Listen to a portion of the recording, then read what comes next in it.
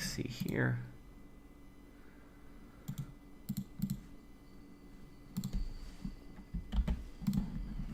Okay, we are live right now.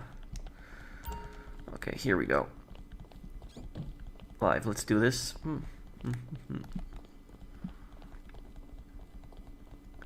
Hey everyone. Hey guys.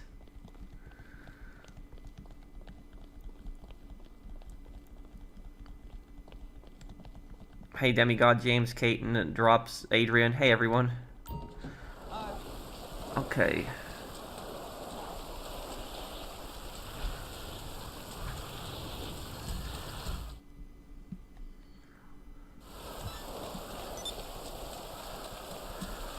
Hey Ferris, and how's my day going? My day's going good. And thank you everybody for the support yesterday on the video.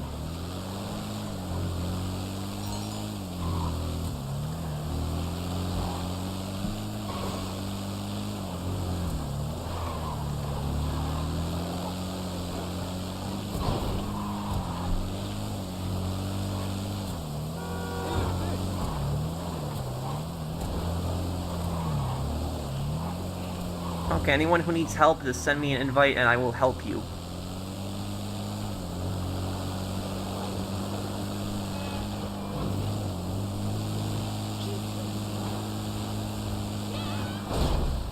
Ow. Hey bro, thanks for your streams and videos, are helping me through a hard time. No problem, Zach.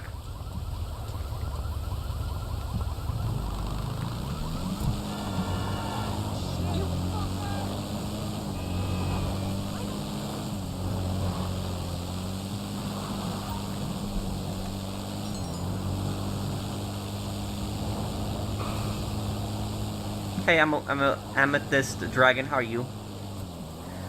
Yeah, having a good weekend. It's pretty much over, but yeah, I had a good one.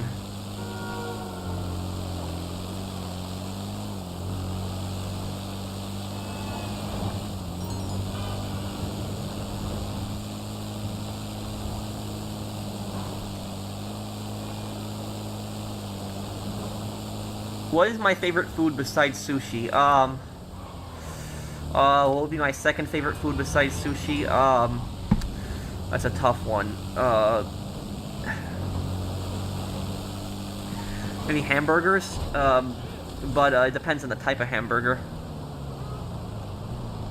I just ordered a 30-30 lever action Winchester 94. That's nice. Lever actions are great guns, but you know the thing that I've always found a bit weird is how, like, in a lot of video games when it comes to lever action rifles, right? It's like you just basically drop the rounds so easily into the the tube when you're loading it, because you have the single load, because lever actions you can't really load through a stripper clip. So when you're loading a lever action, for example, a lot of video games, it's so quick. You're just dropping the rounds in, dropping the rounds. But in real life, it can get pretty tough to press the bullets inside, and the more bullets that's inside the tube, the harder it is to insert another round. So it's not like a single second that you're loading in each one. But I guess that's kind of one detail that video games get wrong about lever actions a lot of times.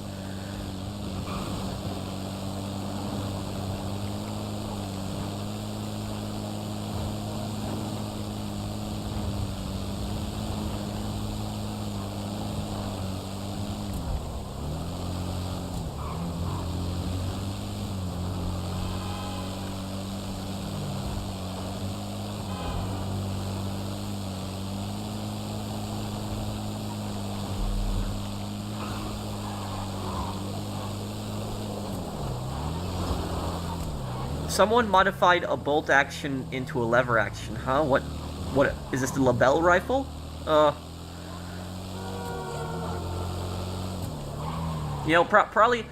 one of the weirdest guns probably ever made in history is probably the Lebel 1886, the French World War I rifle. It's in Battlefield 1 also. It's also in Sniper Elite. But that gun, the reason it's so weird is because it's a bolt action rifle, but even though it's a bolt action rifle, it has a tube loading mechanism. So it's like the loading system of a lever action, but it's a bolt action. That's what's just so weird about that gun.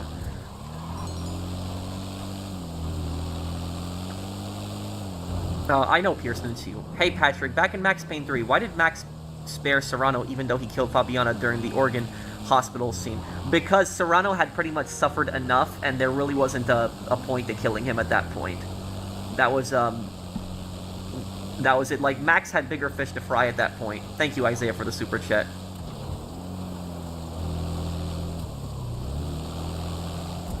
Did anyone invite me? No, no one's inviting me. I guess if no one invites me, then I guess I'll sell some of my own stuff.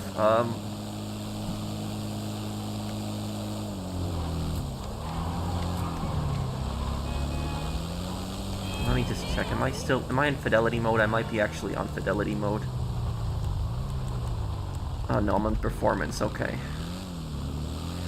Hey Native Mercenary, how are you doing, dude? Am I free to read comments? Yeah, I read as many comments as I can. What are the worst group projects that I've had in school? Well, I can tell you 3 stories. There's 3 different horror stories I have about group projects. You know, I'll tell you the shortest one. There was this, what ended up happening is that we were doing a group project once in this one class. I'm trying to remember what class it was. It was it was a security law class. And what happened is I got partnered up with this girl and this guy. And what we did was we connected each other to a group texting app. So we were using a texting app. I don't remember the name of the app. This was like over a decade ago. But we were using a texting app to basically communicate. And what happened was the guy stopped responding. So it was just me and this girl that were just talking to each other and just doing the project together. And that guy didn't even show up to class. So he just stopped responding to our messages. He didn't even show up to class.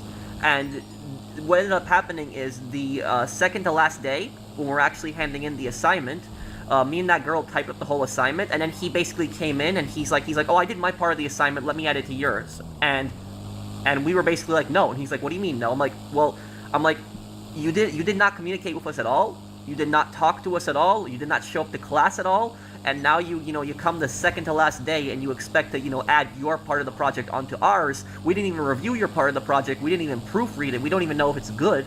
We're not, taking it. We told him that. And what ended up happening is we explained the situation to the teacher, and we told the teacher that, do not add his part to our part of the project. Don't do that. Like, we told the teacher that pretty clearly, and the professor understood it, and that was it. So, like, I don't understand pretty much, why people do stuff like this, but, that's the problem with group projects, is when you have group projects, that it's almost always, whenever you have a group project, you never have, like, everybody doing their part. It never happens. And there are basically only two types of group projects that you have. You have either the group project where you have somebody that's completely useless and they're not doing anything, or you have the group project where there's one person that's slacking. It's almost, they might do some work, but they're still slacking. Or you have the one where they're not doing anything at all. So that's basically what I'll say about it.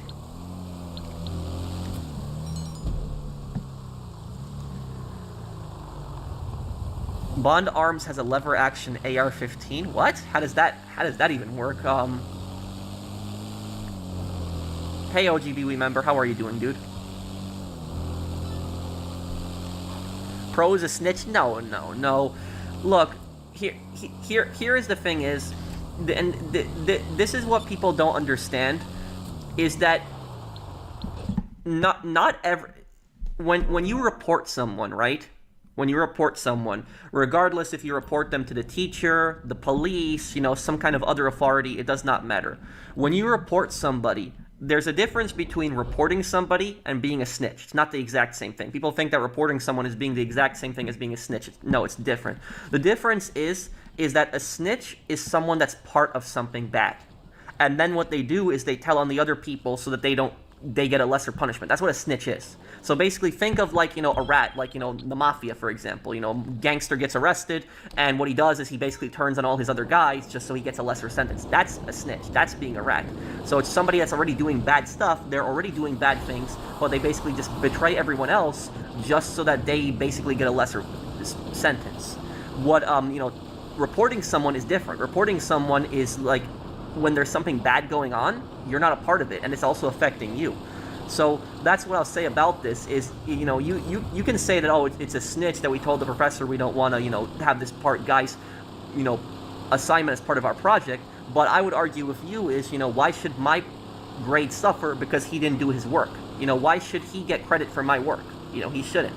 So that's what I'll say about this, is that's what a lot of these group members do. A lot of these incompetent group members, they basically prey on other, you know, group members, on the kindness of their hearts, and they basically expect them to do all their work for them and not retaliate whatsoever. So that's what I'll say about it.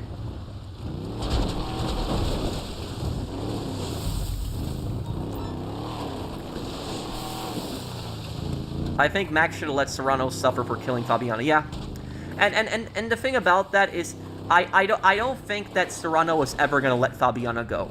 I don't think he was ever going to let Fabiano go. I don't think it was ever gonna happen.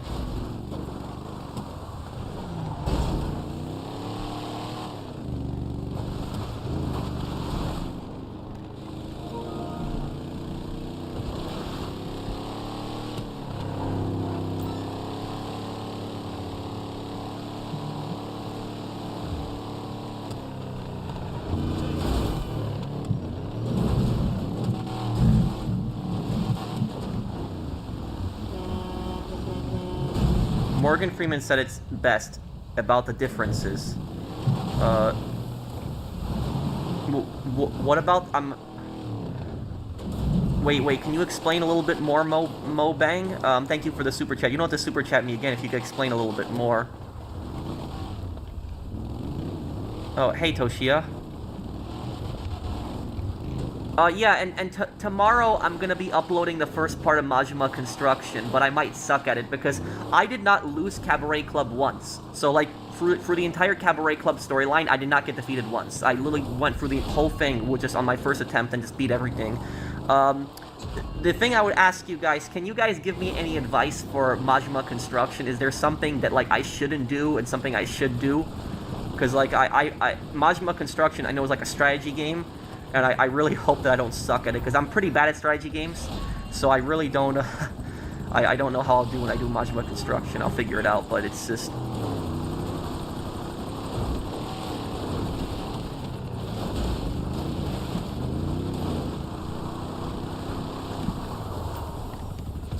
Yeah, Oblivion Remaster, Oblivion, I know, is the 20-year anniversary is coming up. Nico Bellic is so bae, because he understands grief. He also carries masculine presence and protection. I'll feel safe around him. Nico can do no wrong.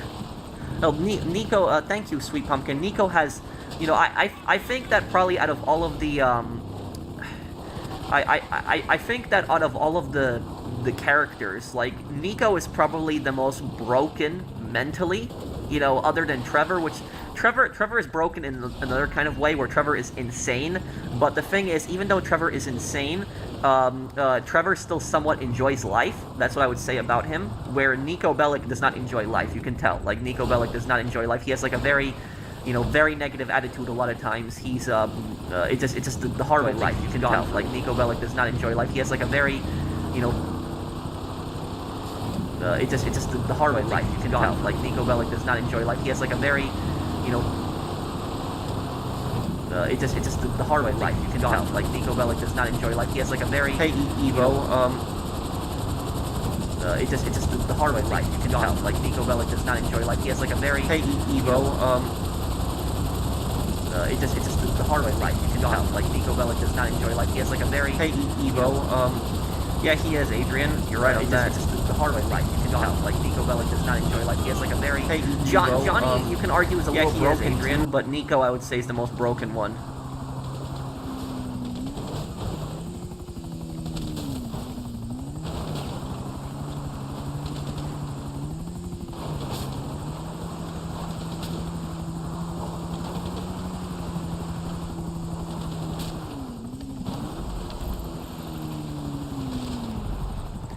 Hi Pro, I hope you're all well. I have two questions. First of all, will you replay Red Dead Redemption 2 before GTA 6, or at all on the channel? Also, have I played Rainbow Six Siege? I'll answer first part of your question first. Yeah, I plan on it. Maybe I'll do it in October. But I do want to get to Red Dead Redemption 2, and I want to play the story before GTA 6 comes out. That's one thing I do want to do. You're right on that. I do want to do that, Thomas Walsh. And about Rainbow Six Siege, here's the thing about Rainbow Six Siege.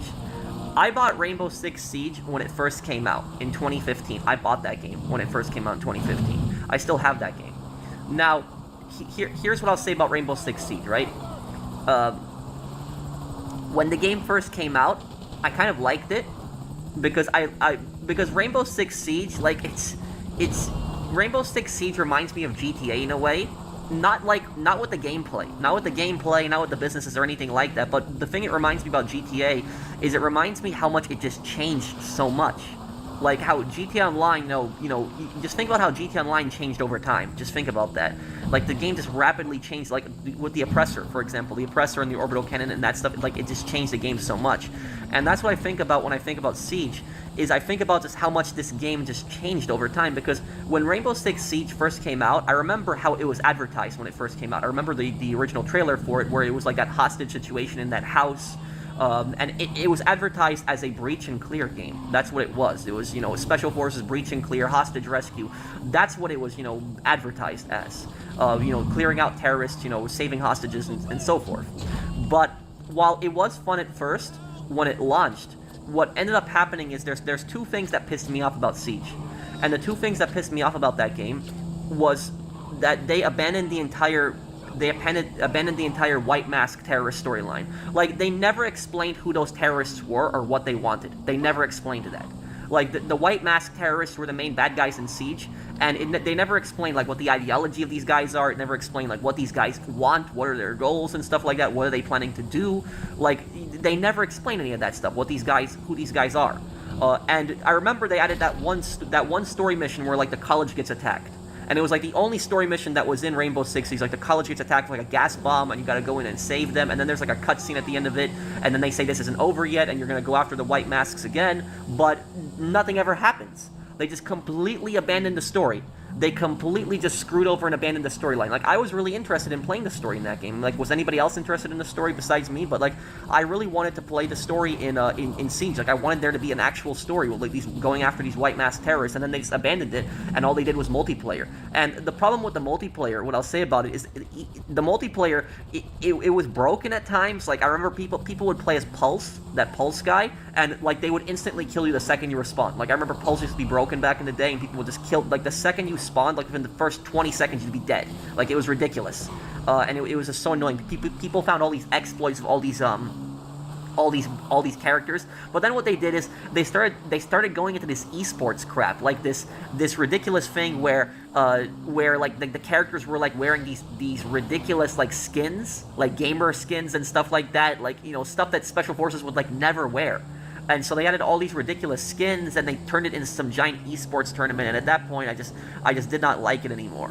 I liked some of the breach and clear stuff. And I will tell you, when I play a game like Siege, the only thing I'll do in a game like Siege is I will play only the co-op terrorist hunt. That's the only thing I'll play. I refuse to play the multiplayer. I don't want to play it because the multiplayer was just full of so many sweats, and the people on Siege are so toxic that even though Siege runs on dedicated servers, what these toxic people will do is they will DDoS the server itself. So they'll DDoS the Ubisoft server just so they don't take a loss, and they literally just knock the server out and then crashes the game for everyone. I've seen that happen before. It's really annoying. These people are so toxic.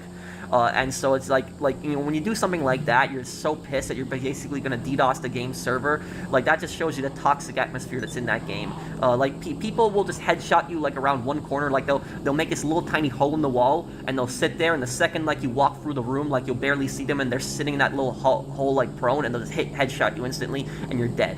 And that's why I stopped liking Siege. I just did not enjoy it. If you were to ask me what Ubisoft game I liked the most, like the Special Forces game, it's probably Ghost Recon Wildlands. Wildlands is probably the one I enjoyed the most. So even though Division took place in my hometown of New York, the thing about Division I got a bit annoyed about it because everything was just so bullet spongy. Where Ghost Recon Wildlands, I liked it because I felt like it was an actual Special Forces game. It was like co-op, you're taking down the cartel, working together, exploring the map. So it was, Ghost Recon Wildlands was the Special Forces game that I really liked. I never got into Siege that much. I did play Division 1, and I played that game a lot, but I never got into Division 2. I couldn't get into it.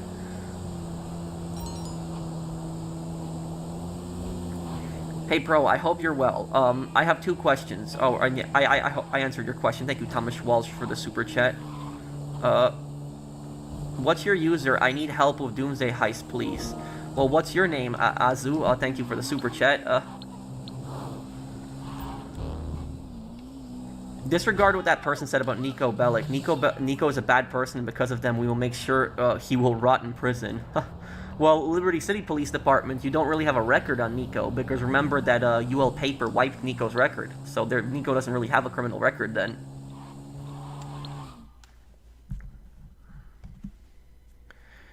Hey Pro, thank you, Liberty City Police Department. Hey Pro, I'd love to see you play the Walking Dead series by Telltale if you haven't done a playthrough on it yet. I played through Season 1 and 2. I didn't play it on the channel, but I did beat those games. I never beat Season 3 and 4, so I could play that one day. I could do it, yeah.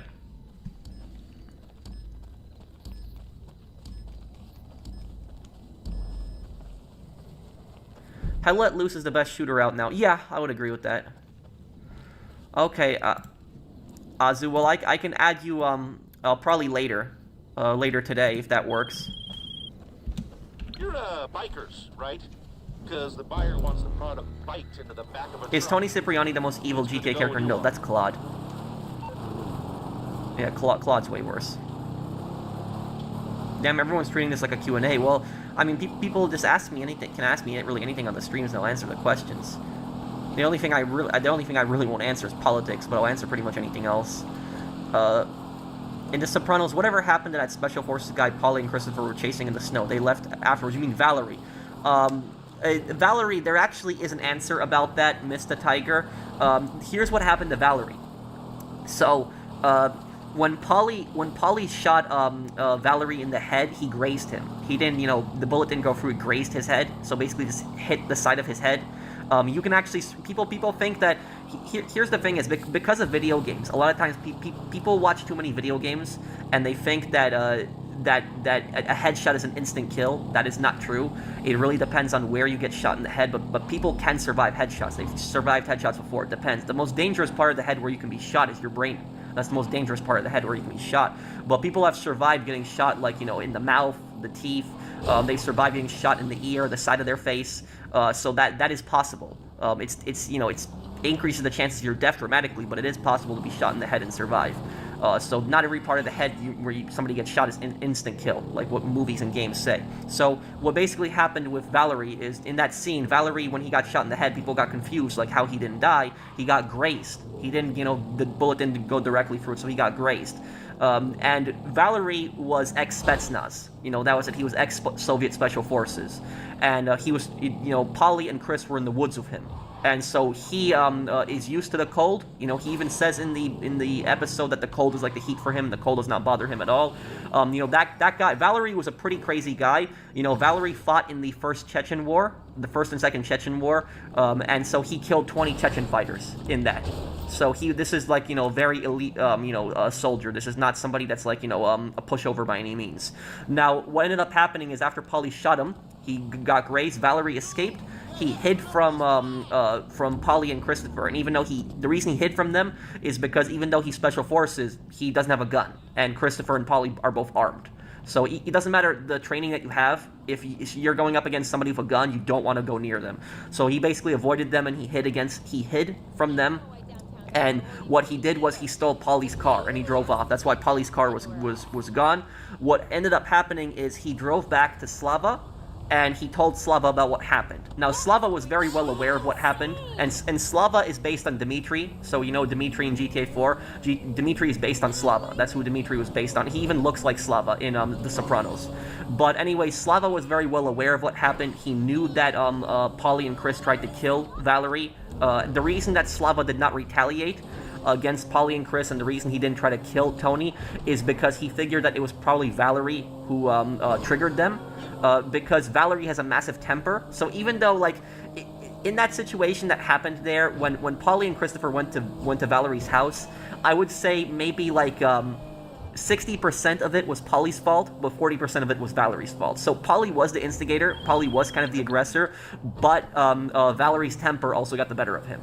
And so at that point, Valerie kind of became a liability for Slava. Because of just his temper, he's gonna, ruin business for him, because he was his business partner in the Russian mafia. So what Slava basically did was, Slava did not want to have, bad relations with Tony. He was making a lot of money with Tony, but he knew he couldn't keep Valerie around. He knew Valerie couldn't stay because of just the beef that Valerie had with, Polly and Christopher, that this would never work out. They would never be able to do business again because of that interaction. And Slava didn't want to kill Valerie either, and the reason Slava didn't want to kill Valerie is because Valerie was his friend, and Valerie also saved his life when they fought in the Chechen Wars together. So what Slava basically did was he paid for Valerie to go back to Russia. So he paid for his ticket back to Russia, and he got him like a place in Russia, a place where he could live, and he told him, stay there, don't come back. And that's basically what happened. So people were like confused on what happened to Valerie. That's the entire explanation. He stole Polly's car. He came back to Slava. Slava knew about what happened, but Slava did not want to start a war with Tony. So he basically just sent, Valerie back to Russia. And that was, the whole backstory on what had happened. So it was like one of those stories that was like never fully explained. But I remember I read an interview about like the Sopranos directors, how they were talking about this, what actually happened. This was like many years ago, but that's basically the backstory and what ended up happening to him. I know I explained a little bit, but that's one of the things. People are like so confused about what happened to Valerie and stuff like that, but that's the entire explanation there.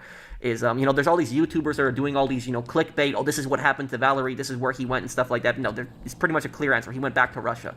That's what happened. He stole Polly's car. He survived the gunshot. That was pretty much the backstory on it.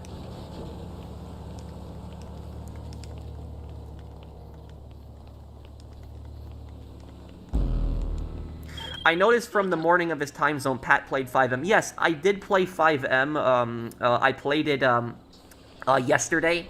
It was the first time that I played FiveM. I don't think I'll be playing FiveM again because I'm just not into it. I'm just much more into GTA Online. But I played with my friend Wanted. If you know Wanted, he's a GTA YouTuber. Me and Wanted were recording a video. I don't want to spoil what it's for, so I can't really talk about that.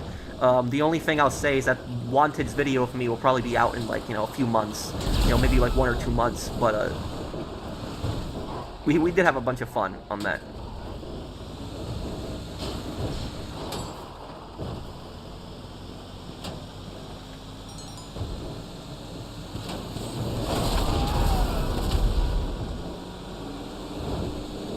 I hope I answered your question there, Mr. Tiger.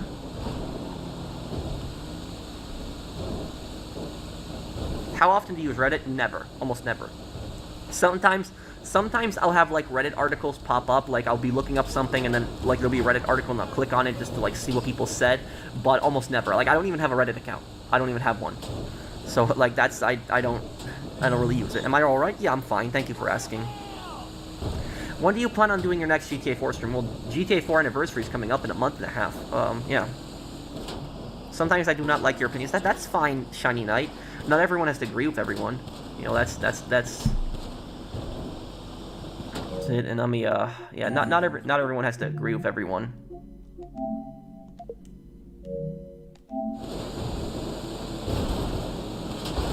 I never knew Dimitri was based on Slava. Yes, he is. Dimitri is based on Slava. And also, Bulgarin was actually voiced by Valerie's actor.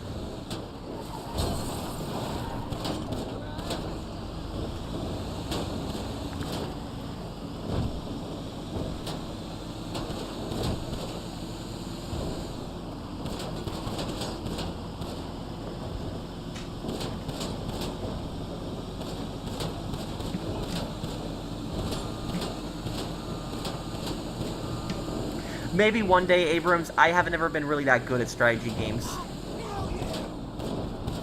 I'm much more better as playing as a commander in Hell Let Loose, if that counts as strategy. But it's not a direct, like, strategy game, but, yeah.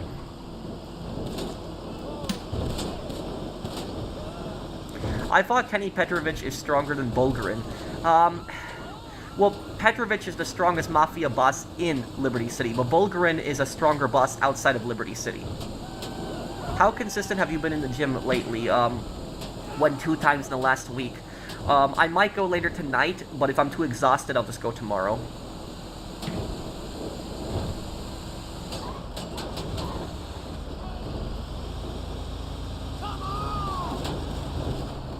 What about War Thunder? I played the tank warfare. I did enjoy the tank warfare in War Thunder.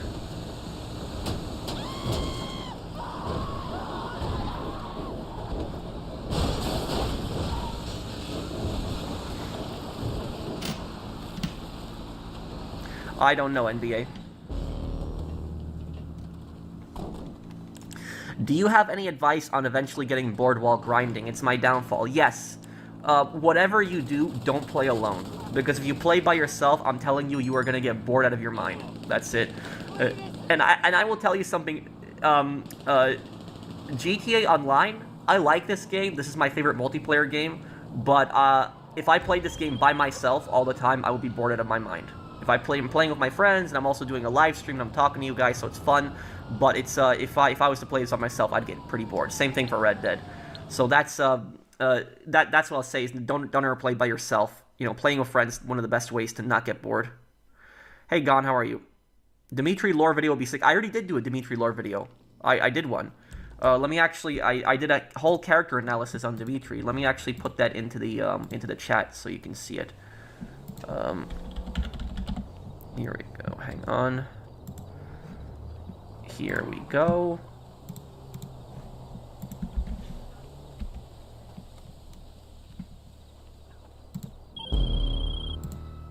We gonna make this sale? Okay. We got the coke in your saddlebags. Just ride over and make the drop. Okay, there's my Dimitri video. I put it in the pinned comment. Anyone wants to check it out.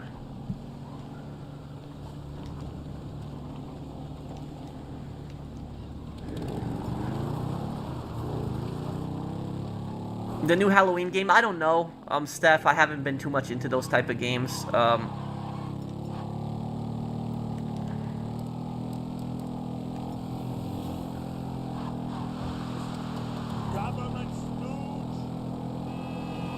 Oh, crap. Your lore videos are the best.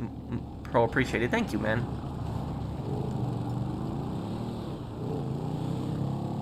Sick, man. I'm gonna check it out. I really appreciate your time and effort. Thank you, Travis. Sales are going good. I'm not really going for money. I'm just helping people.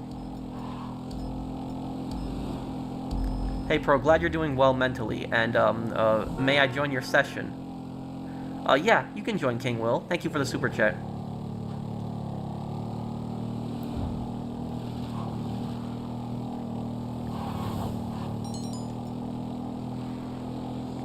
Terrified if Trevor steps foot in Liberty City, we'll make sure our snipers will watch him, over. Playing co-op games by yourself can be so boring. It can, Isaiah. Do you think Nico should have killed Bulgrin? No, I thought it was actually a little bit more interesting to make, Bulgrin, Luis's antagonist.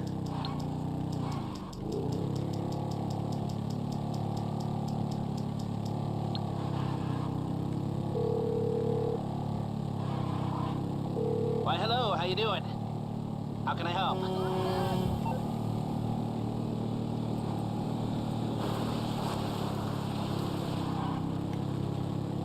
Well, that's if you did the deal ending, William. Do I really need the mask for live? Well, not really, but it's like an art site, right? Yeah, Kirsten, I think, yeah. Sorry, but no. Did you see the video, the clip of the oil raining in the sky after a refinery was blown up in Tehran? The sky looked like something gonna fall out. No, I didn't see that clip. No, sorry.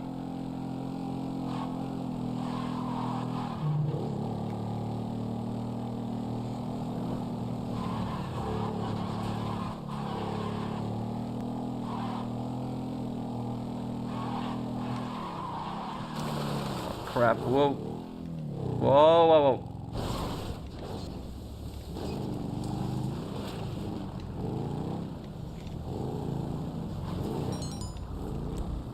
Can't handle the heat, my friend? Okay, leave it with creepy Uncle Lester.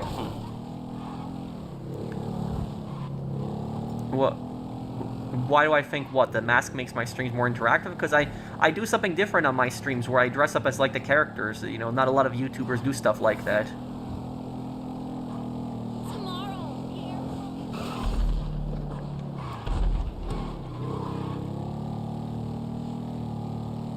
my total net worth of my character, it's $1,300,000,000. I thought you were gonna land in that pool. It was close. It was.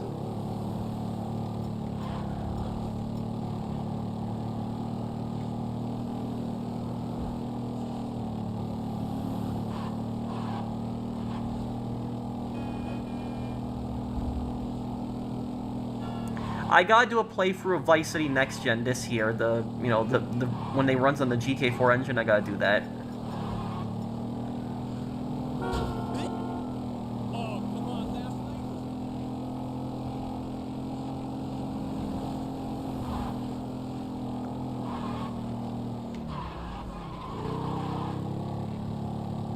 The mask is cool. Thank you.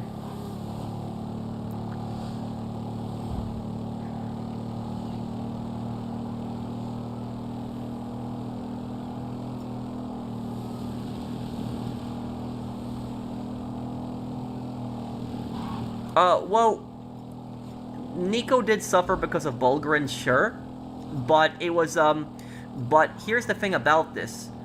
You can make the argument that, Luis suffered more than, Nico from Bulgarin. You can make maybe the argument Nico suffered over time because Nico was driven out of Europe because of Bulgarin. But, in GTA 4, like, in GTA 4, there's only really one time where Bulgarin tries to kill Nico, other than the betrayal of Dimitri, and that was when Paki and Nico are trying to get Gracie, exchange Gracie for the diamonds. But that was because he was there to go after Luis.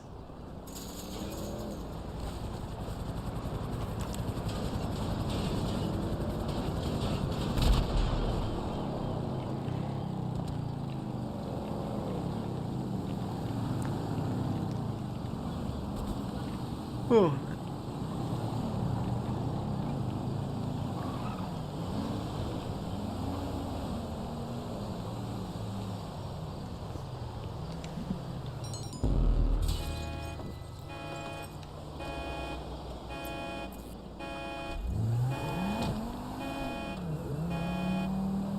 Does that work with the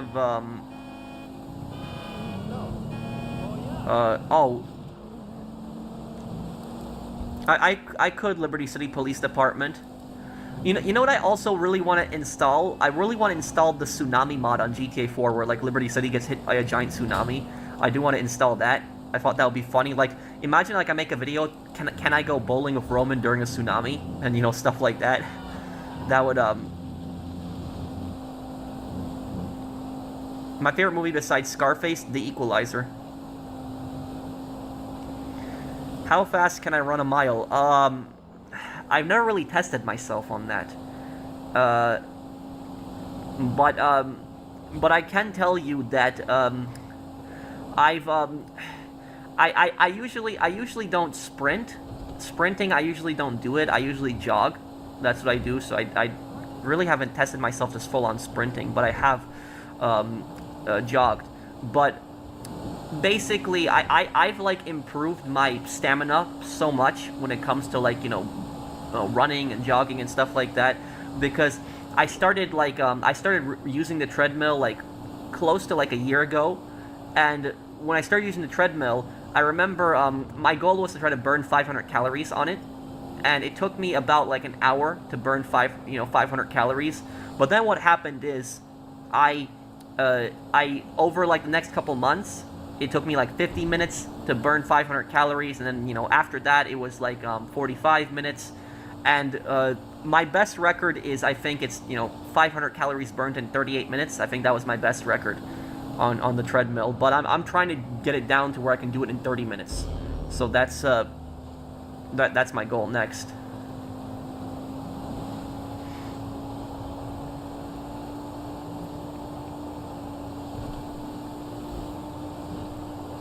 Did I run track in high school? No.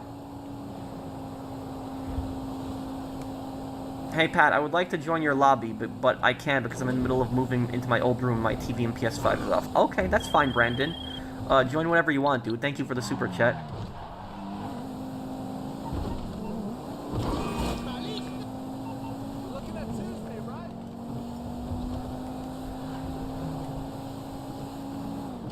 Who do I think is the most powerful Italian mobster and what makes them the most powerful? Well, in America, it was Al Capone, but the thing about Al Capone is Al Capone's mafia, the Chicago outfit wasn't really an Italian mafia. It really wasn't. So that's what's so confusing about it. Because here's the thing about the Chicago outfit. The Chicago outfit was run by Al Capone, who, yes, is of Italian background. But the thing about the Chicago outfit is the Chicago outfit had a lot of different guys in it. There was a lot of different, guys from different nationalities in it. So the Chicago outfit is probably the most powerful mafia in American history, is the Chicago outfit. But it was not like the traditional, mafias that you have in like New York, where it's all, you have to be, Italian, Sicilian bloodline, stuff like that. It's not like that. It was very different in how the Chicago outfit ran.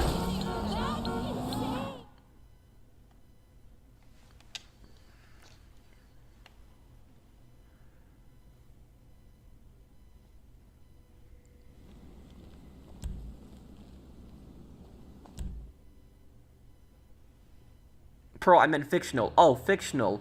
Fictional, most powerful mafia that's fictional? Well, when you... okay, so you're talking specifically Italian mafia. Okay, the most powerful fictional Italian mafia? The Corleone family. Yeah, Corleone family. Definitely then.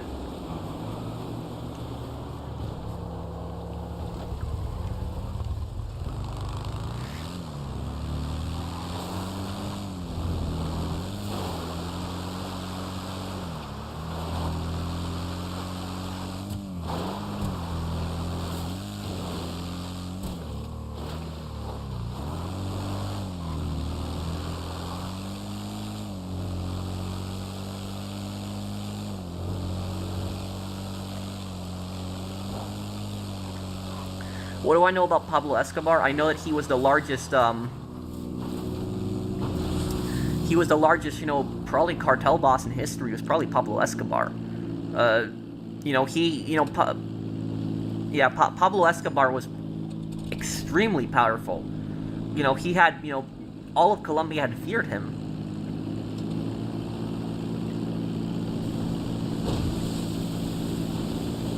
Thank you, Caliber.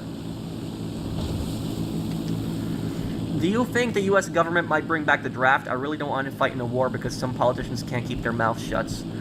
Look, I wouldn't worry about that. I don't think that it's gonna happen, but here's the thing is, even if a draft was to happen, right, like God forbid, if there was a draft to happen, like this worst case scenario, which I don't think is gonna happen, but if it did, imagine people getting drafted to go and fight, like, an overseas conflict in Iran. Like, most Americans would just say flat out no. Like, no. Like, even risking jail time, a lot of Americans would just risk jail time. Not doing stuff like that. So, what Muhammad Ali, what he pulled when he got drafted, to go to fight in Vietnam, and he basically said, like, no, I'm not doing this, and then he went to jail. He said, I'd rather go to jail than go fight in Vietnam. That is, you would have that same exact thing with Muhammad Ali, but you would have that on a massive scale, like probably millions of people. So, and the U.S. government, I'm pretty sure, knows this very well, that something like this would happen.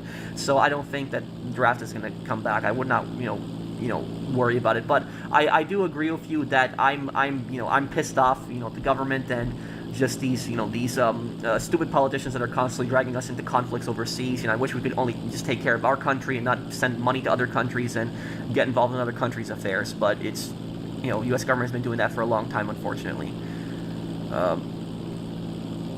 I'm a gangster, not you. That's the line Sammy says that to Gordon Ramsay in Kitchen Nightmares.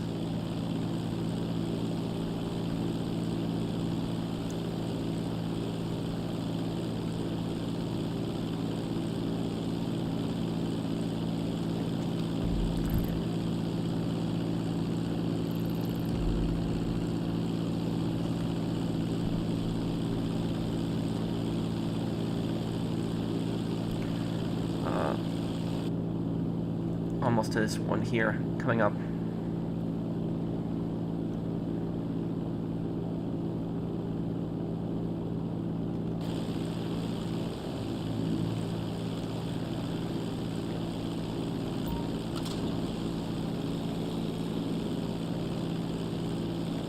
Pablo built his own prison? That I didn't know. Yeah, no, that I didn't know. Politicians from both parties are a joke. Oh, I agree with you, Isaiah. Yeah, I'm with you there on that, Isaiah.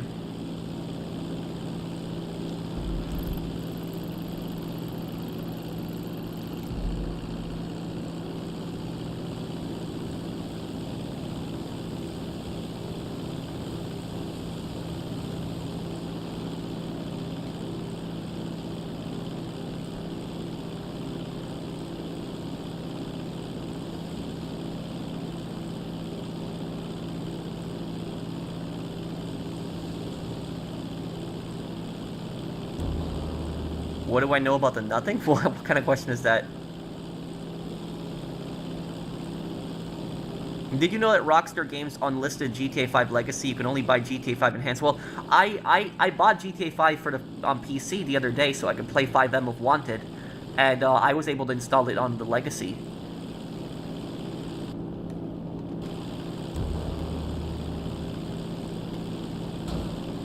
Oh, you guys see that? Wasn't that good there?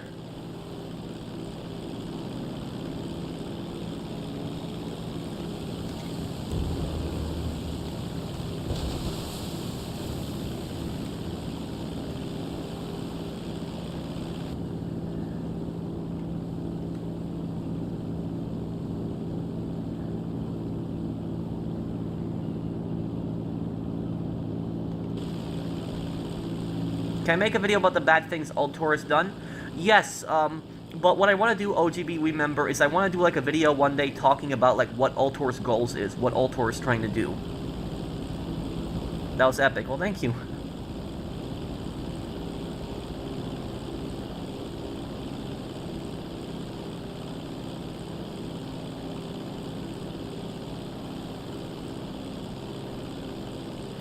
My Argentinian Mauser is coming in 4 days. Oh, those bolt-action rifles are always a lot of fun.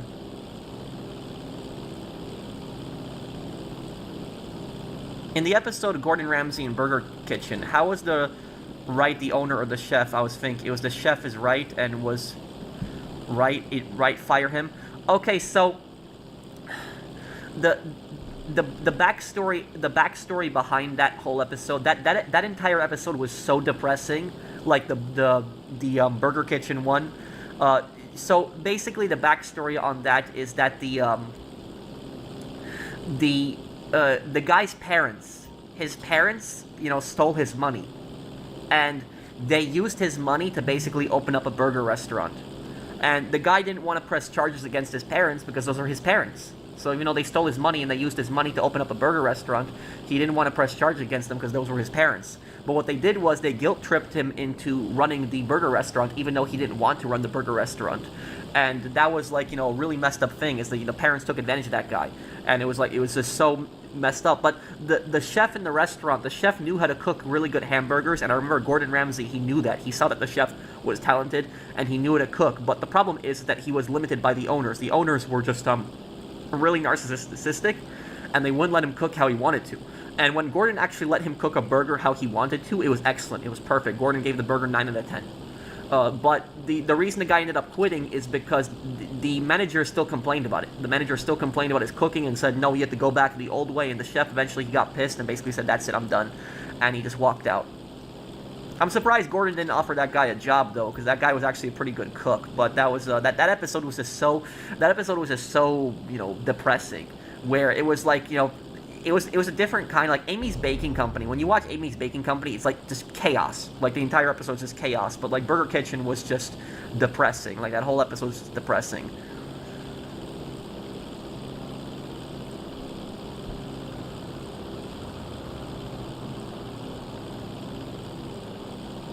No, I have it, Liberty City Police Department. I have Enhanced and Legacy.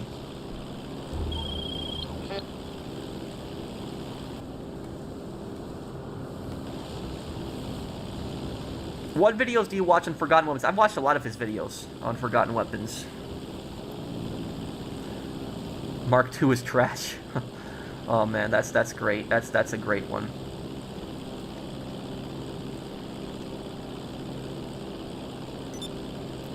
Wasn't the father's dad a part of some crime organization? No, you're thinking about. I think you're thinking about Sammy in Kitchen Nightmares, because Sammy bragged about how he was, because Sammy is from outside the U.S.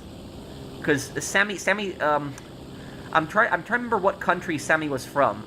Sammy was from Lebanon or Israel. I don't remember what country he was from. I just know it was either Lebanon or Israel that he was from.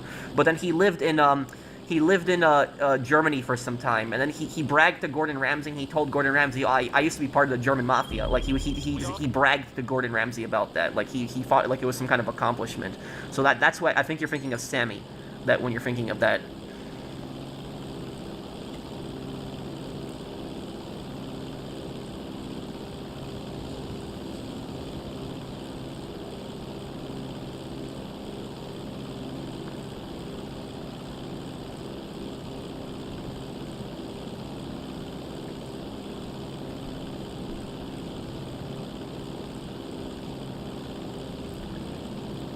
No, Sammy was out of control. Yeah, he was a massive hothead.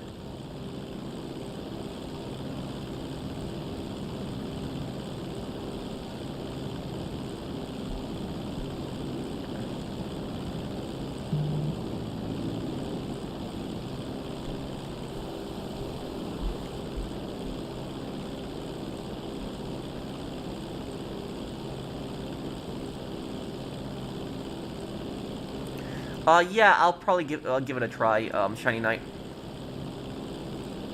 It was the son who fired the chef, and he demands $1,000. Was that right? Give him money? I don't think he fired the chef. I think the chef just quit on his own. I don't think the son was part of that when that happened. I remember that episode, Brandon. I think we're thinking of something else. 2 different episodes. Which scene was that again, Aaron?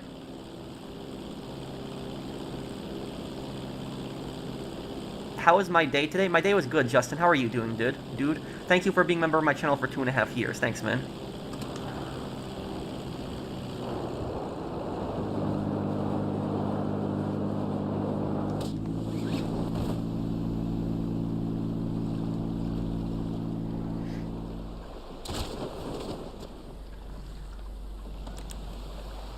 What's the definition of Mafia, Triad, Yakuza, and Bratva? Mafia can really be anything, but it's typically associated with Italians. Mafia is an Italian word. The Triads are the Chinese organized crime. The Bratva are the Russian organized crime. Bratva, I think, means brotherhood in Russian, and then there's also Yakuza, which is the Japanese organized crime.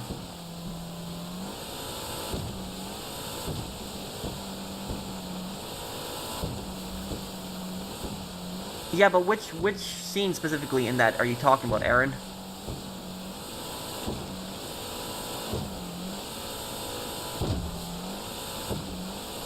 Yakuza is both Japanese and Korean Japanese. Huh, really? I always assumed Yakuza was just, Japanese. They were the same episode. I probably forgot the episodes. Well, I don't know. I gotta watch it again. I know Gordon Ramsay, he stopped doing Kitchen Nightmares because he got so much food poisoning. That's why he stopped doing it.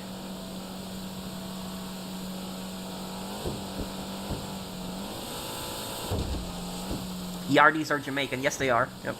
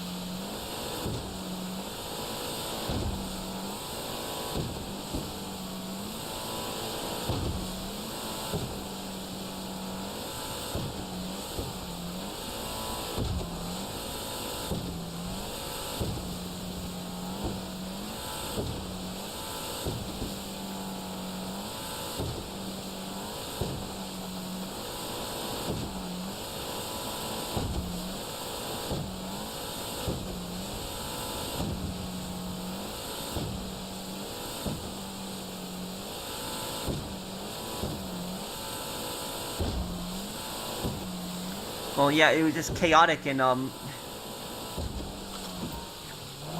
it was just chaotic in Mexico with, you know, after the death of Mencho. But here's the thing is that killing a cartel boss like Mencho is not going to work because you need to take out the entire organization. Like, you need to take out all the captains, lieutenants, you know, the sicarios, like those guys. You need to take them out, like the leadership of the thing, and then the whole thing will just collapse. They'll have no leaders left. But it's it's just killing Mencho, because then there's a whole chain of command.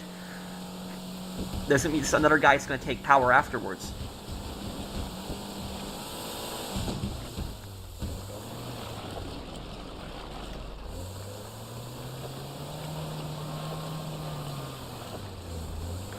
Yeah, you can, Alexander.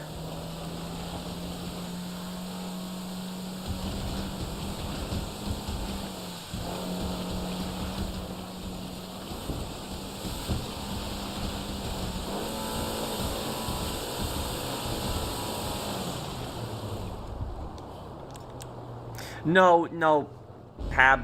GTA Online is pretty much done this year. In June or July, we're gonna get our DLC, and it's gonna be the final DLC. So in June, July, we're gonna get another DLC, but it's going to be finishing up the Mr. Faber storyline. So it's gonna be finally, you know, it's killing off Mr. Faber, and that's what it's gonna be. But that's pretty much gonna be it.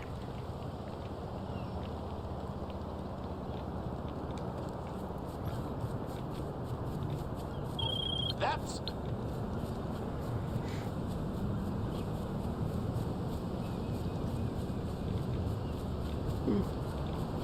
Well, what's wrong, Caden?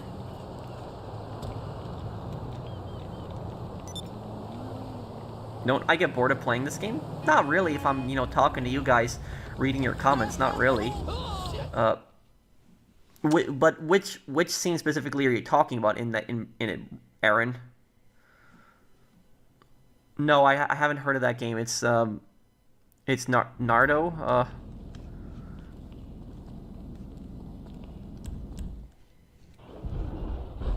That would make no sense, Liberty City Police Department. It really wouldn't make sense for them to update GTA Online after GTA 6 comes out, because they're going to want to focus everything on GTA 6, and they're going to want people playing GTA 6.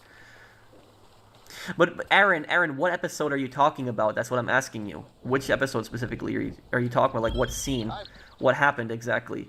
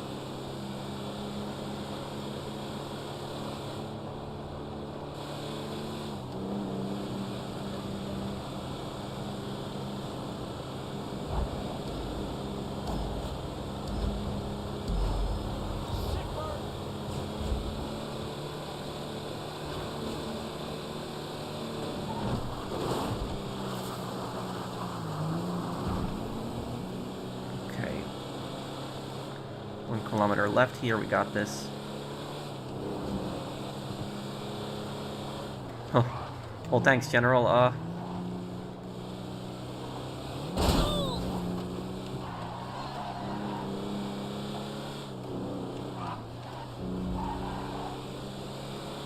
you talking about the scene where he took his daughter away, Aaron?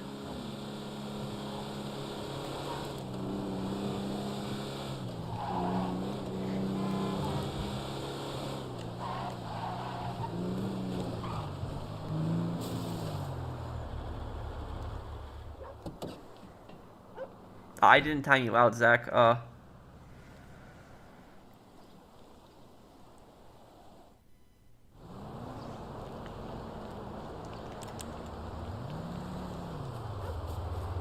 Yes, I gotta play the Uncharted games one day. Do a playthrough of it.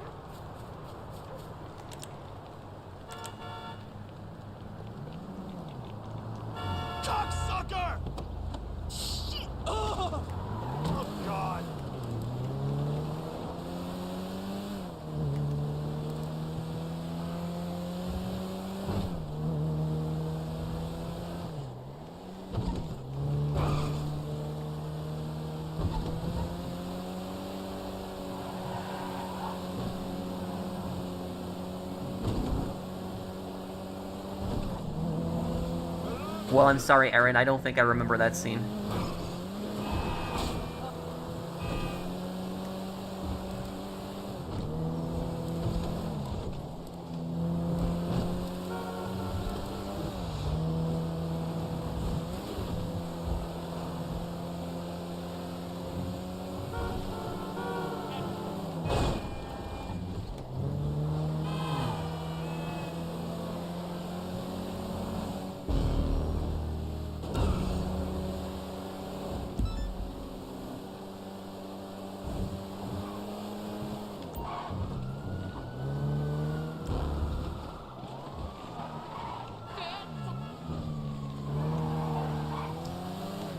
Yeah, November 19. We got about 8 months. 8 months until GTA 6 comes out. 8 months. Can you believe that, guys?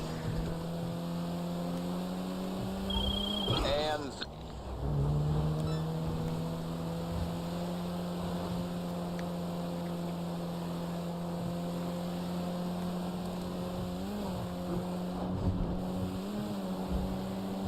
Is YouTube your full-time job now? In a way, I guess. I do, I have 2 rental properties I run also.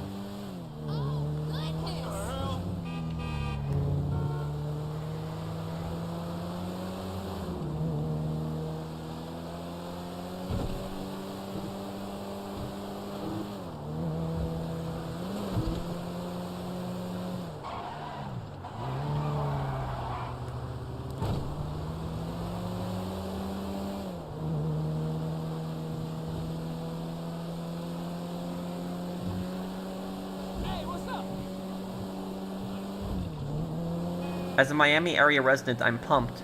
Let me ask you something then, Nonstops. What did you think of Vice City? Did you think that Vice City was accurate towards the map of Miami or not?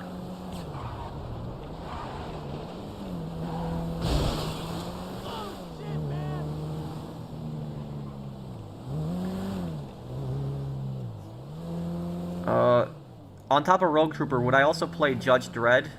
I don't know that game, Zach.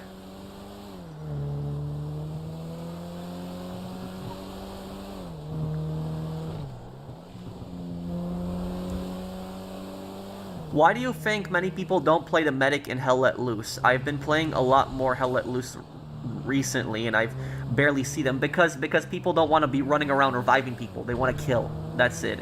But what they don't understand is that Hell Let Loose is a team-based game. That's what it is. It is specifically a team-based game. I've run as the medic a lot of times too. So I've played as the medic too before.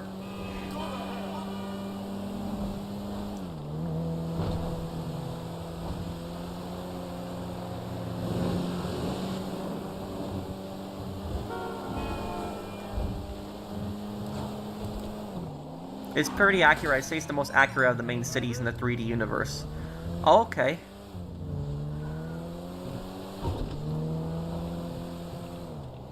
Hey, Sebi.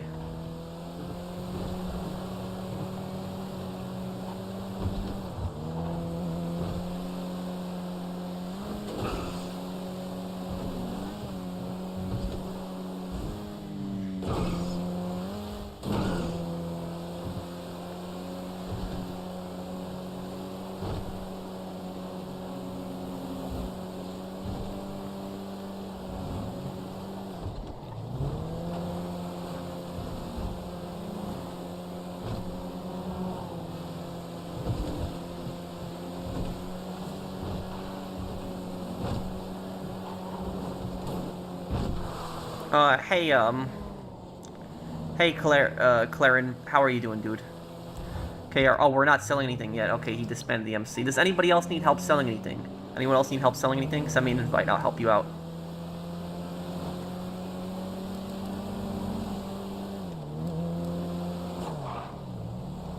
I know you like this outfit, but if you wear it, you'll become a target for tryhards and griefers. What? You mean my hockey mask outfit? This? You want to know something crazy, guys? Whenever I wear this outfit in public sessions, people recognize me all the time. So, like, they don't even recognize me by my PSN, but they just recognize me by this outfit. So if I'm wearing this outfit in a lobby, people will recognize me. But if I'm just, you know, dressed as like a biker, for example, riding around a motorcycle, barely anyone recognizes me. So it's like people recognize me primarily because of my outfit.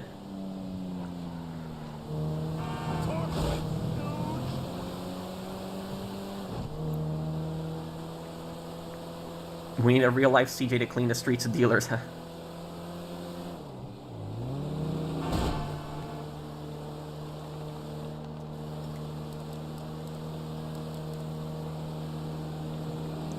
Did the Nazis primarily target ethical Jews or religious Jews? Because every time I've heard the word Jewish, I don't know if they mean religious or ethical. The Nazis would target anyone that they believed had Jewish heritage. Anyone. So it did not. It did not. Even if somebody was not Jewish anymore, if somebody like converted to Christianity, for example, they would still target them. They would still kill them. So anyone that had any kind of Jewish heritage would they would go after them. Thank you, Jesus, for the super chat. The Nazis also, the Nazis would also go after Slavs, a lot of times Slavic people, because if you look at, for example, like, if you look at the Nazi occupation of France and you look at the Nazi occupation of Poland, for example, both of those are very different. So even though the Nazis had been occupying both countries, they had occupied both France and Poland, the occupation of Poland was so much more brutal than France. That's not to say that they didn't do bad things in France too, but the reason that the Nazis were just so oppressive in Poland towards Polish people, but they weren't as oppressive towards the French, is because the Nazis saw the French as possibly to Germanize. So basically what their plan was that, you know, Western Europeans, they would Germanicize over time. So like the French, the Dutch, the Belgians, you know, for example, I'm trying to think of who else they occupied. Yeah, Dutch, French, Belgians, the Norwegians, those people, they were going to Germanicize them over time. What that means is that they were going to basically force them to speak German, you know, read and speak German, and they were going to destroy their cultures. But they weren't largely going to kill them. Where in Eastern Europe it was different. In Eastern Europe, they never had plans to Germanicize the Slavic population. They saw Slavs as inferior. So where they saw, you know, Western Europeans as potentially German, they saw Eastern Europeans inferior to them. That's why the Nazis were so much more oppressive towards Slavs. Like their Eastern European occupation, like Poland, the Soviet Union, like even the Balkans, like Yugoslavia, they were just so much more brutal there because they did not see Slavs as equal to them. They saw Slavs as inferior to them, and their plan was, you know, Lebensraum, Hitler's living space, that they were going to colonize Eastern Europe and they were going to, you know, enslave, kill the Slavic population and anyone else they were going to deport past the Ural Mountains.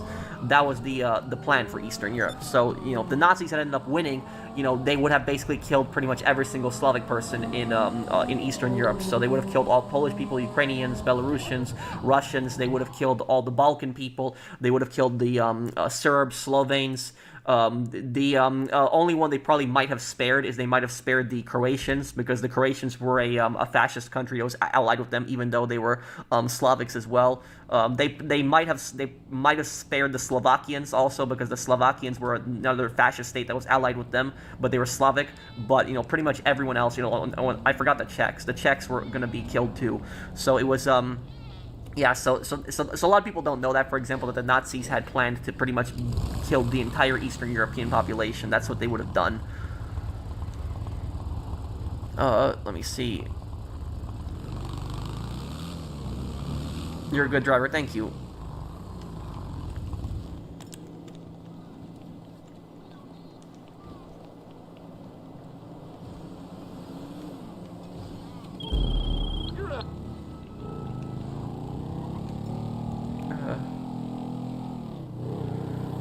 Okay, nearly 9 kilometers, or more, a little bit more than 9 kilometers.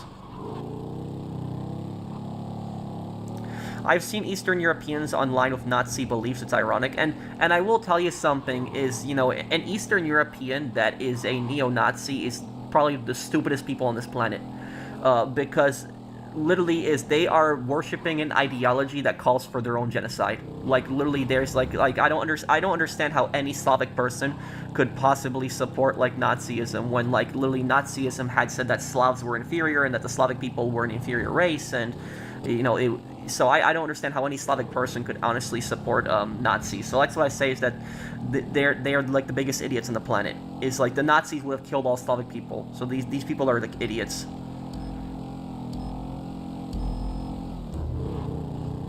Pro, in Nazi-occupied Poland, how many Polish people would they round up if a German was killed? It really depends on where it happened. If it happened in like a village, they would probably kill everybody in the village, just everybody. So every single Polish person. So like if a Nazi soldier was killed by the Polish resistance, they would do mass reprisal attacks. So for example, there are pretty disturbing signs out there, but there's one game that I played called 63 Days, and 63 Days is a Polish game. I did play it on the channel about a year and a half ago. It's a World War II game. It's a co-op World War II game, but it's stealth mostly. So if you get caught, you're pretty much dead. But in that game, it's made by a Polish studio, and you play as the Polish resistance. And in that game, you can find like a lot of documents and like propaganda posters and stuff like that. And the interesting thing about that is that all of the documents that you find, like all the collectibles, they're all real World War II things. So they're actual documents, they're actual like posters and stuff like that you find. But one of the posters in the game, it says that 100 Polish people are to be executed for one German, and that was a real poster. That was not something that was made up. That was a real poster. You can even do the Google Lens thing, and retrace that image to the original source. But that's basically what happened. Just imagine that one German soldier will be killed by the resistance, and what the Nazis would do is they would round up 100 random Polish people off the streets and just publicly execute them, just kill them all in reprisal attacks. And that's what the terror was like in Poland. And so that's what a lot of people don't understand, is that yes, Nazi occupation in France was bad also, but it wasn't as bad as the occupation in Poland. In Poland, they were just so much more brutal than they were in France. What a lot of people, they don't know. Like in Poland, there was just much more terror that happened than in France. So that is that's just some of the more disturbing things you can read about history. Why did the Nazis see Slavs as inferior? The Nazis believed that Slavs were Asians. They did not think that Slavs were Europeans. They thought that Slavs had come from Asia, and they did not think that they were Aryan. That's basically the whole backstory. They thought they were like a barbaric, people. They thought they were Asians, and they did not think that they were, white Europeans.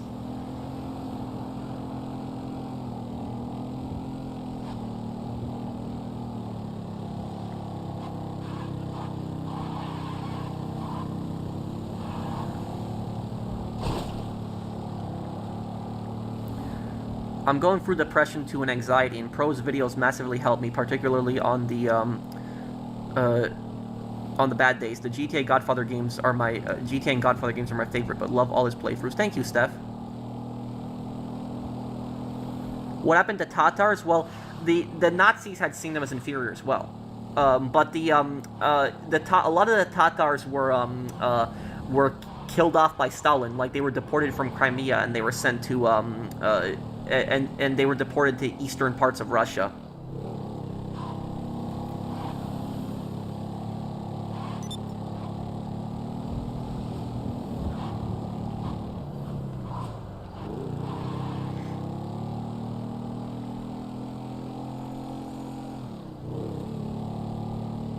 Come on, that was a bit of a drive here.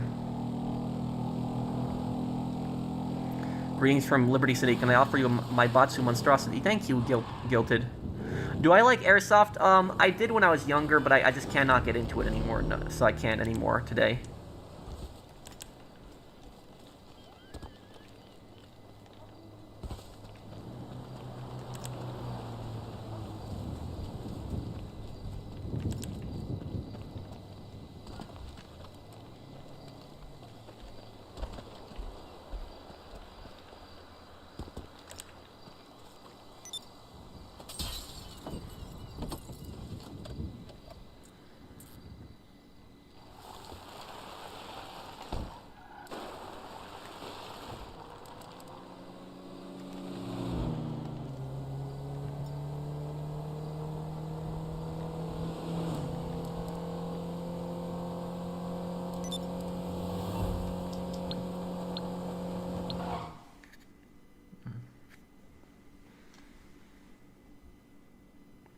Ever heard of the Ustashi and the Chetniks? The Chetniks, those were Serbians that had worked with the Nazis, I think. And then they ended up, I think some of them ended up fighting against the Nazis later on.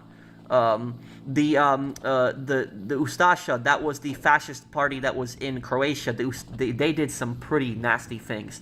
They did some pretty horrific things. I know the leader of the Ustasha, I think that was Ante Pavlic. I think that was him. He had fled to Spain after the war, where Franco gave him sanctuary.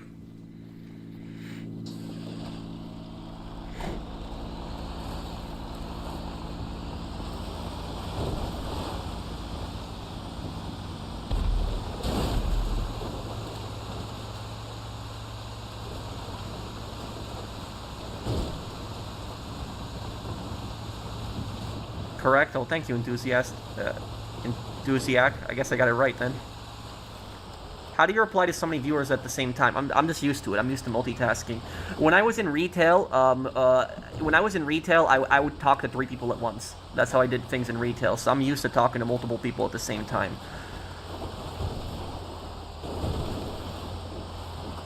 Any countries have a lack of border checkpoints? Well, most of Europe, in most of Europe, like between European countries, there really isn't that many checkpoints. EU nationals just freely enter other countries.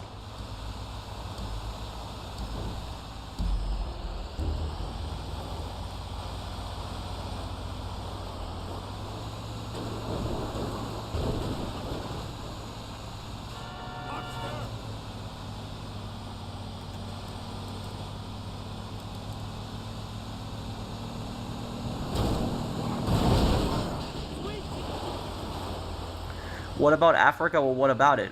What are you, what's your question?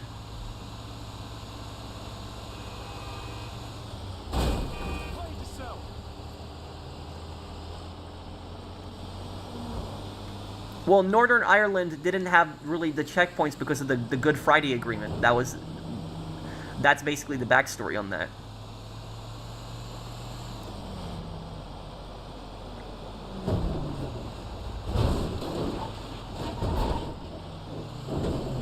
Do I think Truman is one of the best presidents of all time? Oh yeah, Truman. I think Truman is probably the most underrated American president. Like he's an American president that not a lot of people remember, but Truman did a lot of good for our country. So I think that Truman was a great president, and here's the thing is Truman was the first American president that put his foot down and basically said no to the Soviets. So that was it. So he was really the first American president that stood up to the Soviets.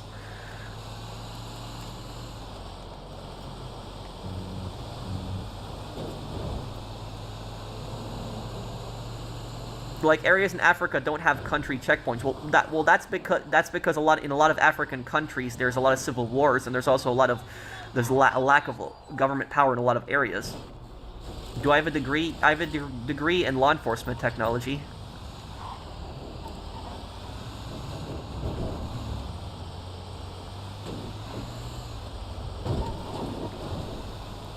What's your opinion on parents that do stuff like set times for their kids to eat? They get mad at criticism no matter how you say it, acting like everything is theirs, you don't own anything, stuff like that.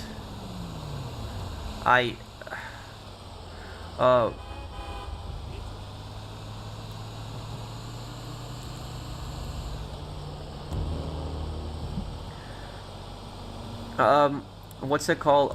Well, I will tell you is that sometimes some parents, thank you, Blinded Eagle, sometimes some parents, they just get way too, some parents get way too controlling. I remember there was this viral video that went around like 2 or 3 years ago, and I don't remember what ended up happening to the kid. I have to look it up to see what happened to the kid, but there was this kid that made a living playing Fortnite. So like that's what this kid actually did. So like this kid made money. He made pretty good money. He was like this kid was like early high school, I think he was like 9th, 10th grade, like around there. But so this kid had made pretty good money playing Fortnite. He was like in these Fortnite tournaments and stuff like that. I don't remember how it works. The only thing I remember, he was like in some big competition on Fortnite, and he made a bunch of money like on that. Like he he had enough money that he could go to college if he wanted to. So he was making like thousands of dollars from just, playing this game, and he was doing pretty good. And what ended up happening is he had a live stream planned, and there was like a tournament on a specific day. And his dad, I remember, had told him that, we're going to visit our other family members, like, today, right now, or something like that. And he told his dad, it's like, no, I can't go. I have a tournament right now. This is, how I make money and stuff like that. So this is like a tournament that was worth thousands of dollars. And so he was going to play in that tournament. He was scheduled to play in that. And the dad is like, no, we're going to go see our, family members right now, or go somewhere. And he's like, no, I can't. And the dad gets, like, so pissed that the dad just smashes his TV, he smashes his computer, his console, everything, just destroys all of it, his entire recording setup, like the whole thing. And there was like what pissed me off about that whole thing was there was like a lot of comments where the people were defending the dad. Like there's a lot of psychopaths. They were like defending the dad in the comments, saying, oh, the dad was right, the kid wasn't listening to him, he said we gotta go visit our other family members and stuff like that, blah blah blah. But here's what they don't understand: that kid was making a living off of playing Fortnite. He was making a living off of playing those tournaments. It's not like he wanted to get out of some responsibility or something like that. It's at that specific time he was playing that tournament, so he could not go. And secondly, people were saying in the comments, oh, the dad paid for all that stuff, so the dad can smash it all if he wants. That's not how that works. Even if you pay for something, if for example, if I pay for a PlayStation and I buy you a PlayStation, right, and it's now yours, it's your property. So even though I bought it for you and I gave it to you, it's your property now. If I come into your room and I smash it, even though I was the one who paid for it, now it's yours because I gave it to you. That's a crime. And secondly, that kid paid for all that stuff on his own. The dad did not pay for that stuff. The dad didn't pay for the computer, he didn't pay for the console, he didn't pay for all the streaming stuff, all that setup that he had. He paid for all of that from his Fortnite tournaments. And so that dad had by no means any right to smash that kid's stuff. He had no right to smash that stuff. That was just, complete power trip ego and just, complete out of control. And I remember, like, the kid uploaded a video crying, saying how his dad destroyed his channel, and he was, like, saying, like, he's like, I hate my dad, I cannot stand him and stuff like that. And, like, a lot of people felt bad for the kid. And so, like, me personally, like, I can't stand, parents like that, like, really controlling parents do stuff like that. Like, I don't understand, like, what can come across you that you get so pissed off that you just decide to just, smash your entire, your kid's, like, console, your kid's computer, all of your kid's stuff. Like, I don't understand that. It's one thing when there's really bad kids, but there was, and I'm not even saying that that's right in that situation, but there's no proof that this was a bad kid or by any means, like, a troublemaker. This was just a kid, he couldn't go with his dad at a specific time because he had a tournament, and the dad got so pissed, he decided to basically just smash all his stuff. And, the thing is what the thing about these parents is that these parents don't even realize this is the best way to make your kids hate you. Like, doing stuff like this is the best way to make your kids hate you, is that doing crap like this. Is like literally when their kids grow up, when the kids grow up and they become adults, and then the parents are like old and they expect someone to take care of them, they shouldn't expect those kids to take care of them. When they treat their kids just like that. That's basically what I'll say. Like that, the parents shouldn't be surprised when their kids hate them when they become adults. So that's it. So, like, sometimes I look at stuff like that and I'm basically like thinking to myself, like, do these parents want their kids to hate them? Like, is that it? Like literally, do you want your kids to hate you? Because I cannot imagine anything worse than that. Like, being a parent, like your child hating your guts, like absolutely despising you. I cannot imagine a worser feeling being a parent, that your child despises you. Like that must make any parent feel like crap. But that is, when did it happen? This happened like years ago. Just go on Google and like look up like, father smashes like kids Fortnite setup and stuff like that. It was like a case that like went viral and stuff like that. And here's the thing is, that kid, that dad broke the law 100%. That is vandalism. That is vandalism. Everything that he did doing that's vandalism. That kid could charge that dad if he wants. I don't know if the kid ended up pressing charges against the dad, but that is pretty much vandalism. So, like, and like I said, what really pissed me off about that story was the fact that there was people defending the dad. Like, saying, like, oh, the kid should have been listening to the dad, and the dad was right to break all this stuff, and all this, this other crap is, no, the dad did not have the right by any means to do that stuff. He didn't have the right to do it. Okay, does anyone else need your help selling? Invite me here. Oh, hey, Thomas Hughes, how are you doing, dude? Oh, yeah, we play Hell Let Loose together, hey.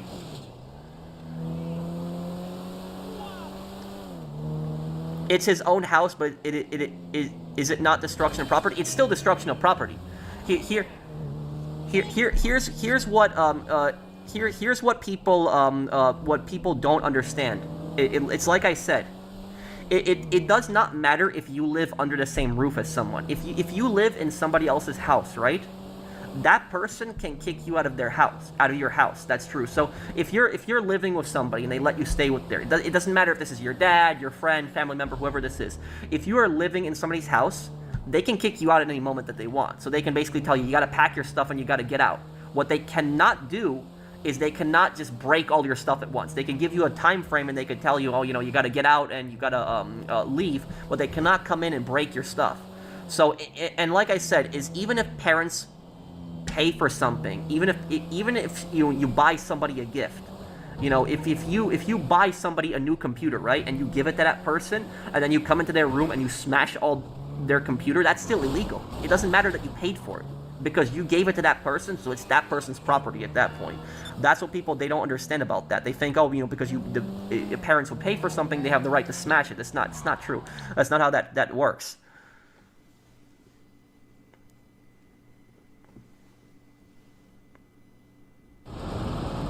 My parents would just take away my controllers if I was being punished. It made no sense to destroy the setup. That was a pure uncontrolled rage, and the dad should be in a mental ward. Yeah, I never had anything like that happen to me when I was a kid. I never really got in trouble when I was a kid. I remember there was just a few times in middle school when I had gotten a low grade on a quiz. My mom just did not let me play PlayStation for a couple days. That was the main punishment. I just couldn't play PlayStation for a couple days. But it was never like I never had some psycho thing where a parent would destroy all my stuff. Nothing like that ever happened. My parents weren't like that. And I'm grateful my parents weren't like that. I joined the membership of the channel. Thanks for being cool. Thank you, Gondev.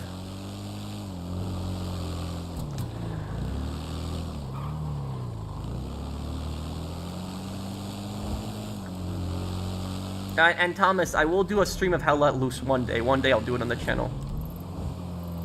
What would happen if he then beat up his son? Well, then that is way worse. That is assault and battery at that point. That is assault and battery, and that is a very serious charge. And when that happens, the dad is getting a felony. That is a felony.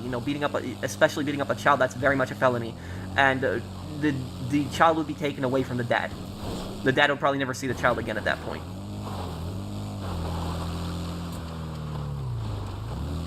So you are saying that parents can't take away things from their kids when they misbehave, even if they gave it to their kids? No, they can take away stuff. They can do that. So like for example, I said my mom, she took away my PlayStation 2, when I was a kid. But what parents can't do is they can't just come into their kid's room and just smash all their stuff, like their TV and their console and their computer. They can't do that, even if they bought for it, paid for it for them. They can't do stuff like that.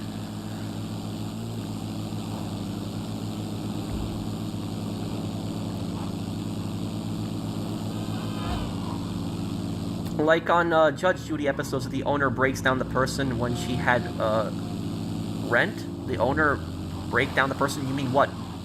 That breaks into their place? Wait, what do you mean, Brandon?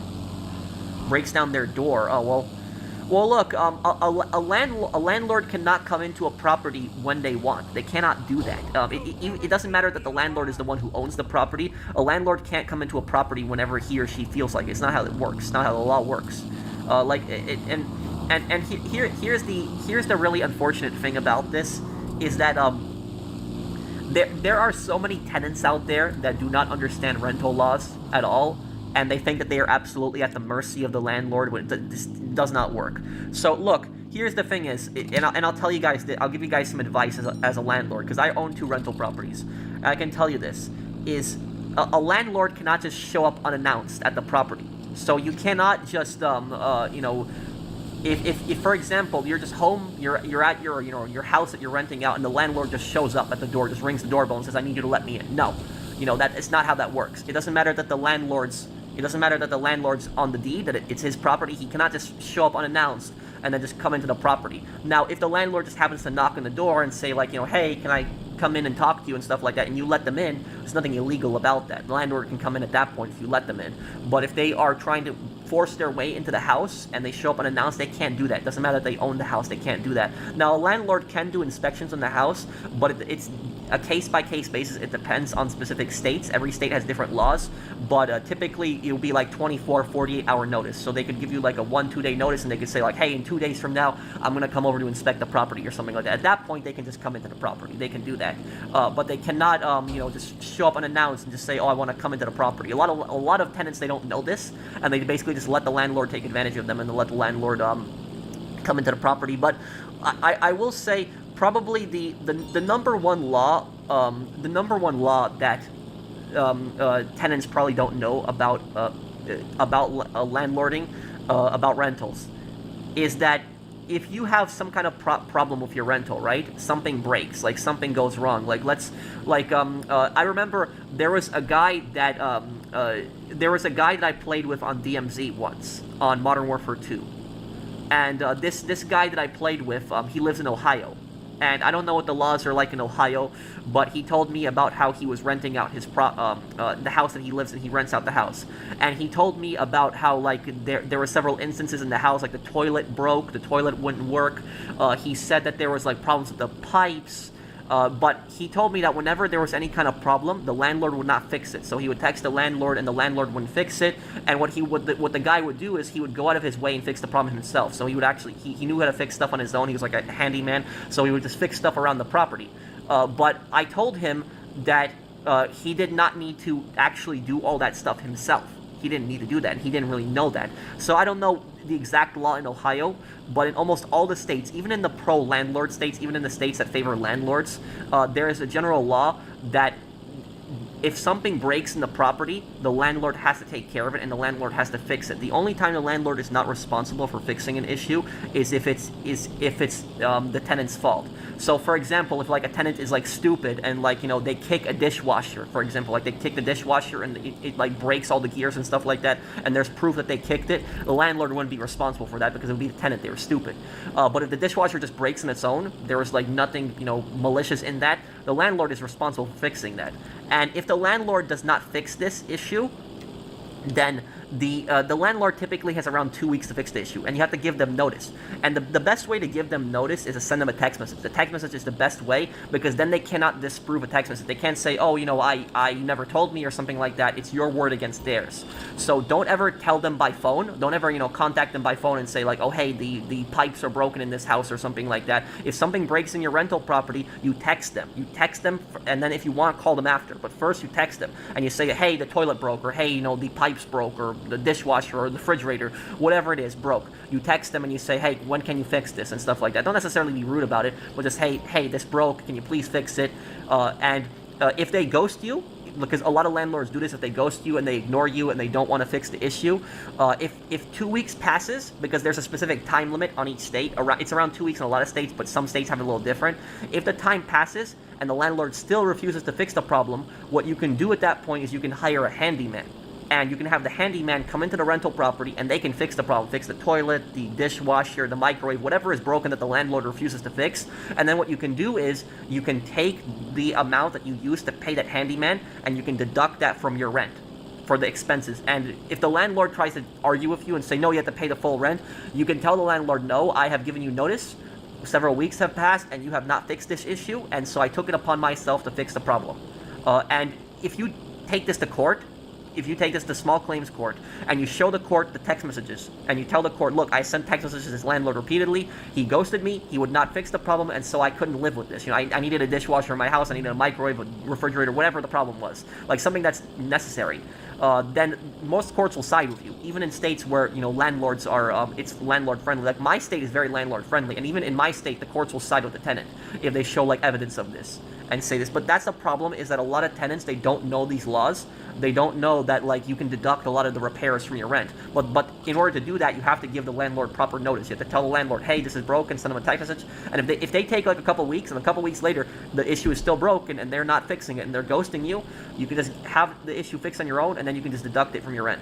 You can just do that. Well, a lot of people, they don't know that, and they let the landlord take advantage of them. That's basically it. Let's see.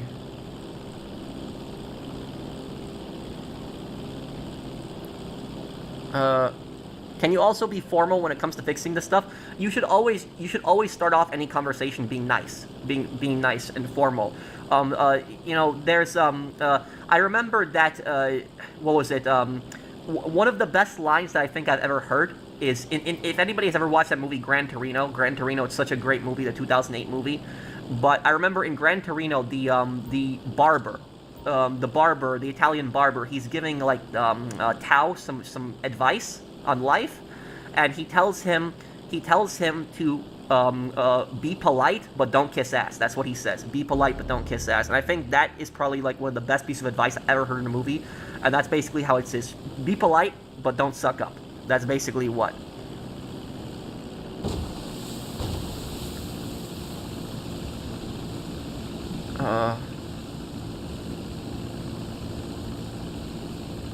I hear Ayaka's parents passed away a couple years ago. That's so sad. Oh, I'm sorry, Ayaka. I'm sorry. And we have a sit. I'm sorry. You have my condolences.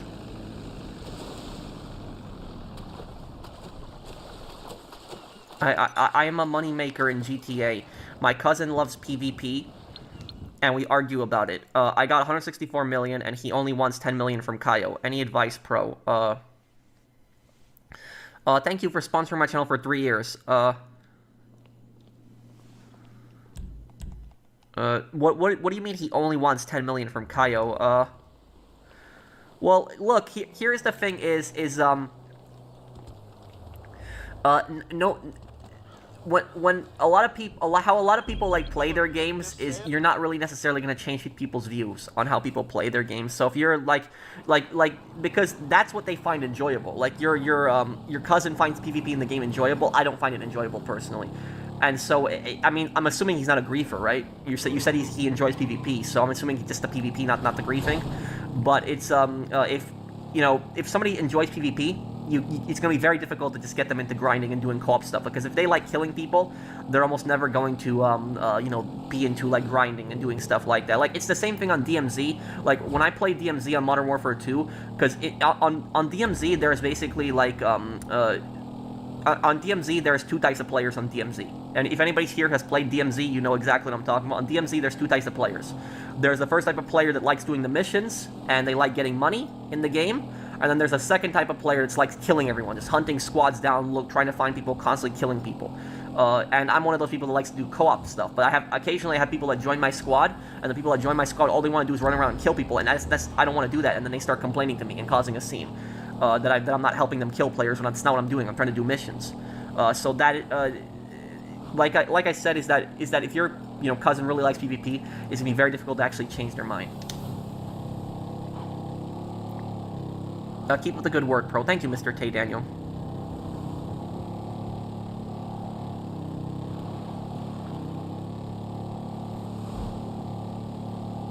I'm only 56 subs until I reach 1,000 subscribers on my channel. Oh, okay. Can you guys help Starlight Shane out? He's almost at 1,000 subscribers there.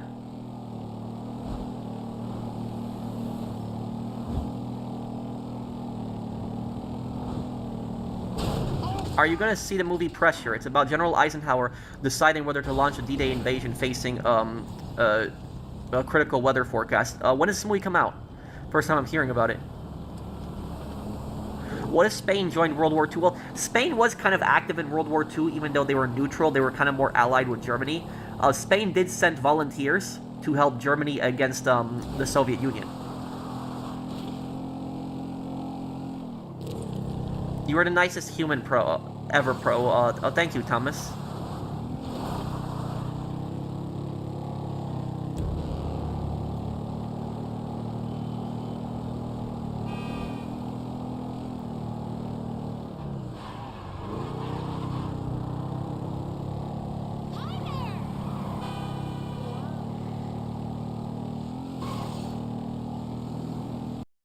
Fraser in it, who's one of my favorite actors. Oh, okay.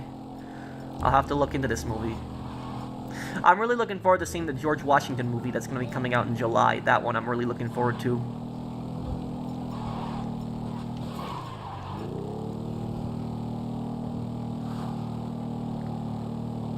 I saw the thumbnail of your health. Are you okay? Yeah, I'm fine, dude. I just uploaded that video the other day, the mental health like channel update video, to let people. It was more to let people know that I was okay, because there was a lot of people, like so many people that just messaged me and asking me if I was okay. It was like right after that video with the PvP, like because in the PvP video I kind of had like a little bit of a breakdown in that video, and I'm normally a pretty calm guy, but in that video I was kind of breaking down because it was like this years of just me getting harassed. And I was just so sick of it, and I was just talking about how toxic some people are, and they ruin the game, and it was just me basically letting off a lot of steam on a lot of these people that, like, you know, always harass me on the game. And normally, and a lot of people got freaked out by that video because I'm normally very calm in my videos. I normally, you know, hold all my emotions in. I'm not a really reacting guy. But in that video, I was kind of really upset because it just I've been playing GTA Online for years and getting harassed, and I made that mental health update channel update video the other day just to let people know that I was okay. And there was just a video that I was just blowing off some steam and just letting people know, like, you know, what I hate about the PvP in the game.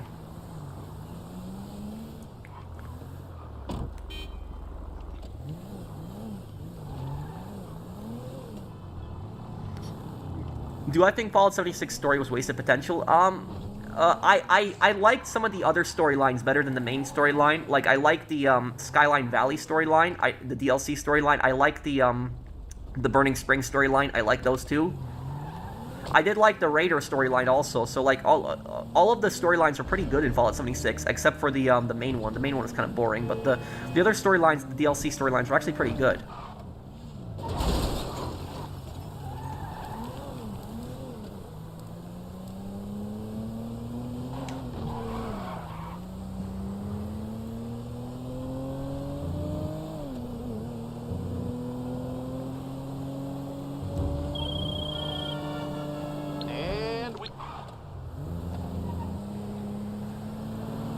Is GTA Online the most toxic game community, in your opinion?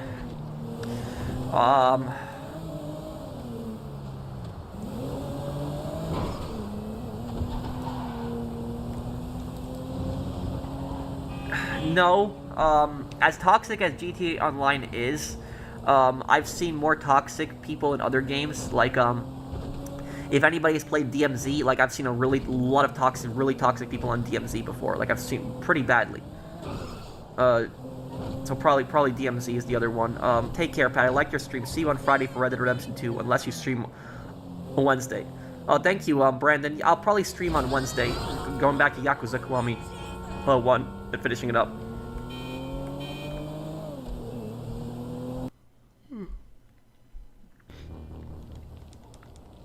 You know what I think is probably the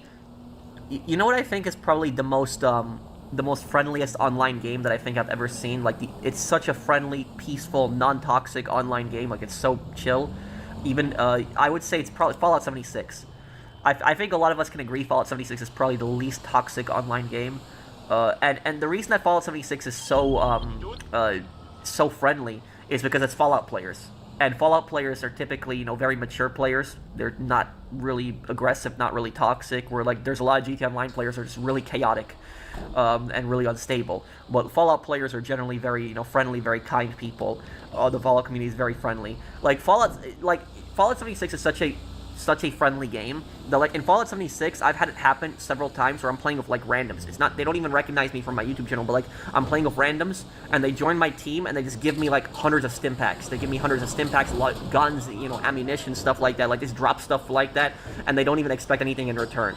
And they help you out with your quests and stuff like that. Like, they'll follow you around, help you out. Fallout 76 is probably the most friendliest online community that I've seen. The developers, Bethesda, even said that they were so surprised that people were so friendly on the game, considering that it was a post-apocalyptic game. But yeah, Fallout 76 probably is the isn't that game also co-op focused? Kind of. But you can also fight other players. So it's really hard to grief people on that game. But yes, you can, you know, fight other people.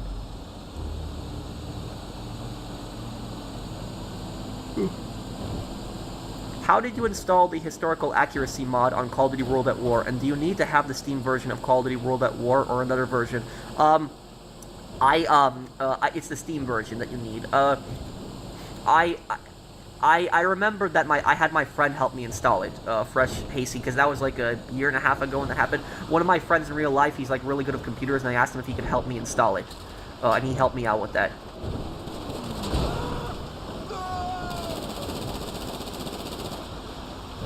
Okay, then, James, can you invite me to that, or you're selling your bunker? Okay,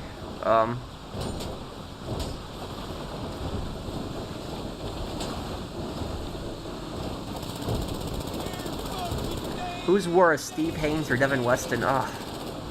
Probably Devin Weston because he has more influence and power.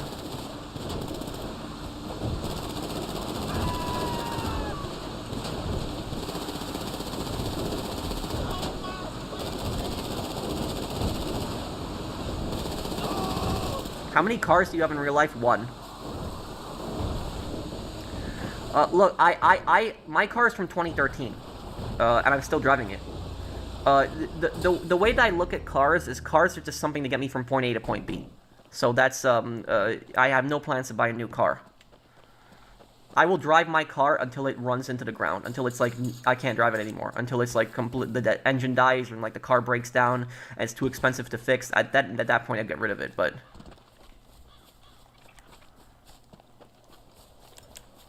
You close?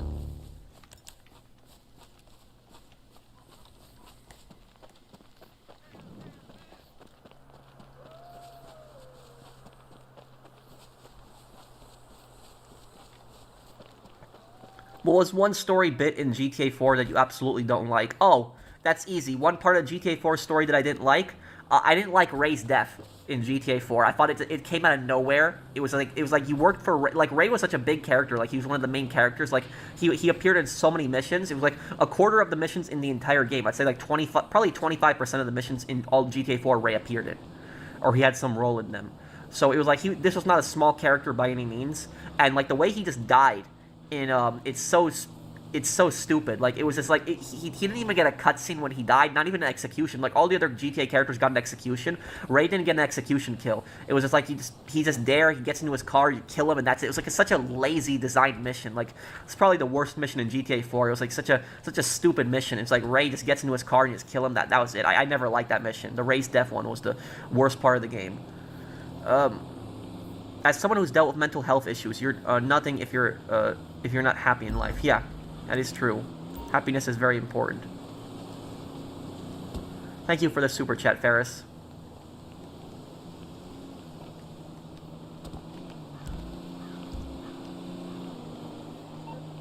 James, are you almost done?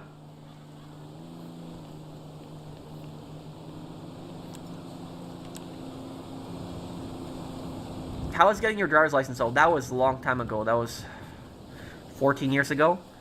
But it's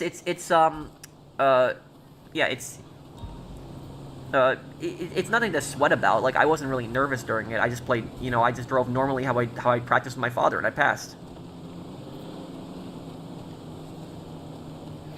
The PvP fix for GTA 6 is to have lobbies where it's off and on and zone-based. You don't blow up people's cargo, you steal it. Cargo is found in the world. Bad neighborhoods and remote areas are PvP zones. Yeah, that would add more role-playing to it, and I would agree with you on that, NK gentleman. And you know what I really wish?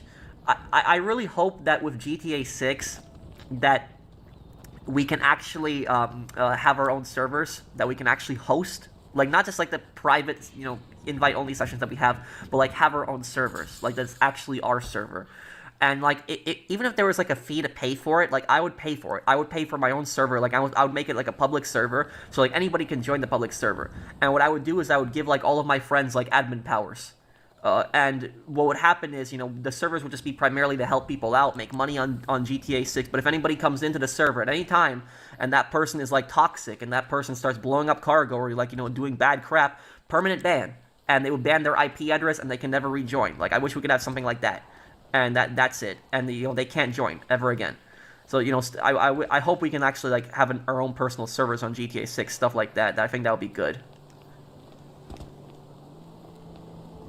You on 5M? Well, I played 5M for the first time yesterday, actually. NK gentleman. I do Def. I have played a lot of the Assassin's Creed games. I just haven't played them on the channel. I only play Assassin's Creed 1 on the channel.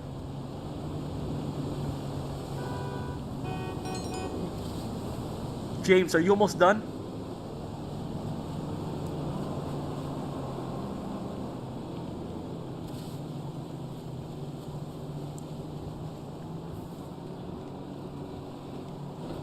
When you played older GTA games, did you play it on a CRT TV? Oh, I'm sorry, Soviet man, I'm confused.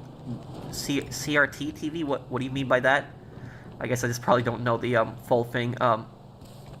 My Jeep is from 2015. It's paid for. No payments. Yeah, and that's good. You own your vehicle completely. I never liked the idea of I have never liked the idea of borrowing money for a car. I've never liked the idea of that. Because it's like you don't fully own the car until you pay it off. I've never liked that idea. And then leasing is even stupider. Like leasing, like I don't recommend anyone lease. No one should ever lease. Don't ever do that. Never. If you're gonna pay for a car, buy the car. Don't ever lease the car. And you don't need like a $40,000 car. People think you need a $40,000 car. You don't need a $40,000 car. There's plenty of used cars that you can buy that are really good. It's just people are always obsessed with all the new cars. You don't need that. I drive a car from 2013. I'm happy with it. So that's it. So that's basically what I'll say about that, is that you don't need all these newer cars and all this junk that they throw in the cars.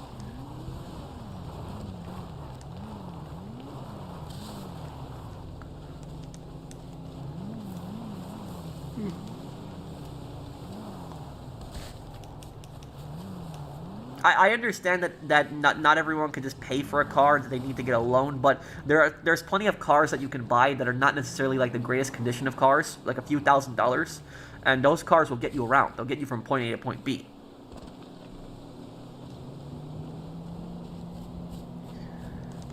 I do a bit of arms and legs at the gym.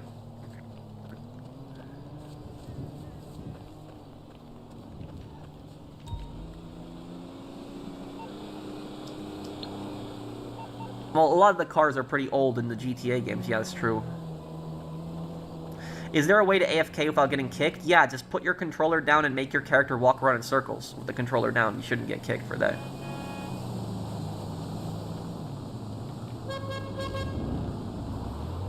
James, are you almost done? Would I lease a GPU? What, for a computer? No. I would not lease anything.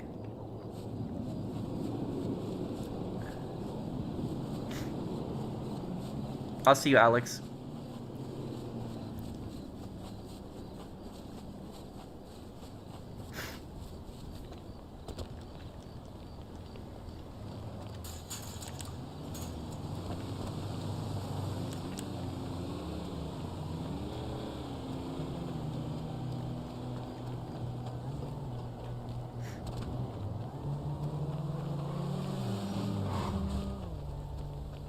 Get a used Japanese car like Toyota, Honda, or Subaru, because they actually last unlike American cars. Yeah, I guess there's that.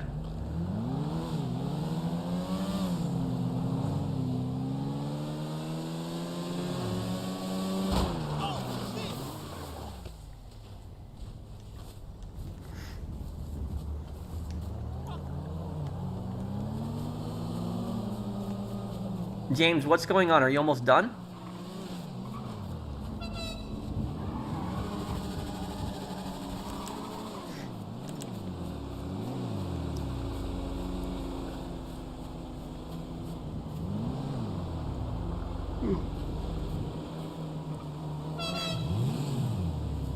Yeah, who would lease their GPU? That is a bit weird.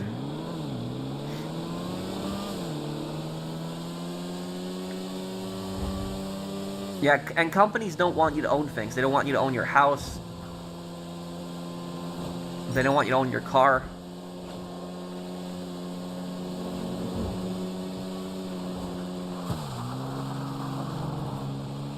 When does it get released, Vector Victorious?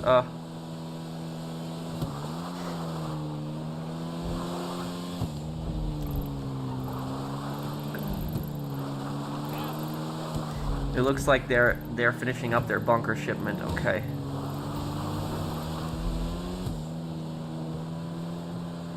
Have I ever bought extended mags for the M1 carbine? I don't own an M1 carbine. I'd like to one day, but I don't own it. Yeah, I know, they're still selling.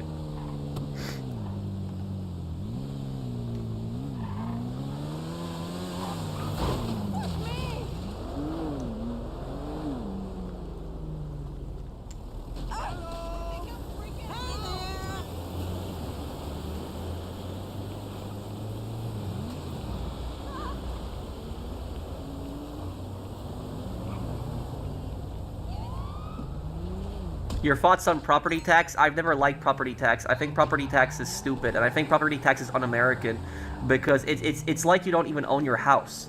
It's like you have to pay rent to the government, because if you don't pay the property tax, the government's gonna take it. So I never liked. I don't think property tax should exist. I never liked the idea of it.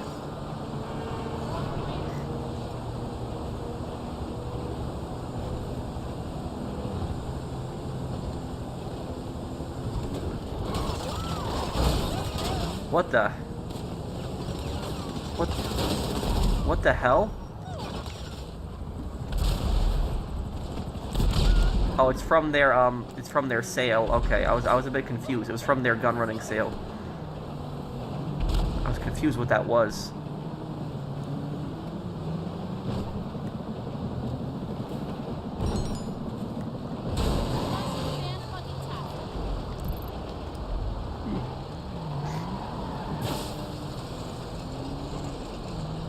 You're a good guy, Pro. Stay true to your beliefs. Thank you.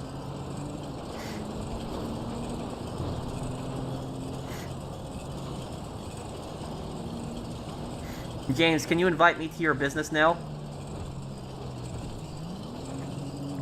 I know both parties support property taxes, Isaiah. I checked out a Vice City mod called Backstar Blues. Puts a new view on Lance during Vice City and makes you feel bad for him. Also, I play Assassin's Creed 3 for the 250th, 250th anniversary of the Revolution, or the Declaration of Independence, on July 4th this year. July 4th is going to be crazy. Yeah. July 4th this year is really going to be crazy. It's going to be a 250th anniversary of America.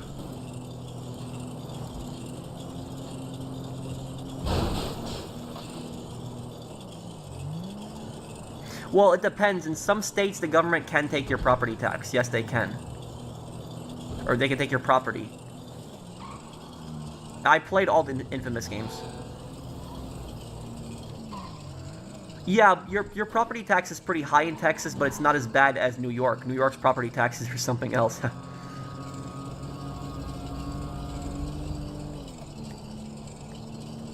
Like, I moved to the Midwest from New York. And here in the Midwest, people complain about a $4,000 property tax in the Midwest. But in New York, where my parents live, my parents' property tax is $18,000 a year. Not $14,000, it's $18,000 a year. It's insanity. That is, and about that property tax, that is, that my parents don't live in a mansion. They don't live in a fancy house. They live in a 1950s middle-class home. But that's what the property tax is like. Thoughts on the UFC White House event? I don't know. I'm not into UFC, Blind Eagle. Love the content. Wish I can play GTA Online with you, but I play PC only. Well, when GTA 6 comes out, we can probably play Justin Ramos, because they'll probably have crossplay then.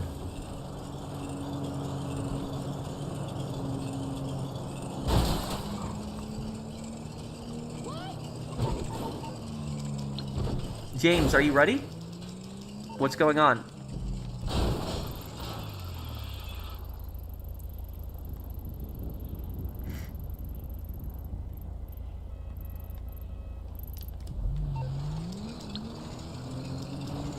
James, can you invite me?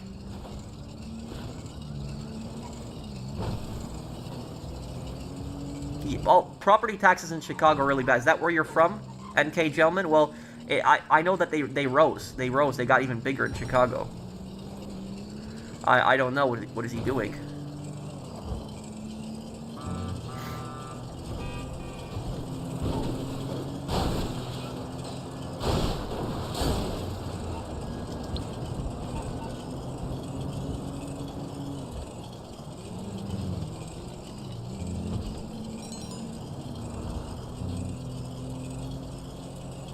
I'll ask him, but I'm just waiting for his invite, Zom. He's not inviting me.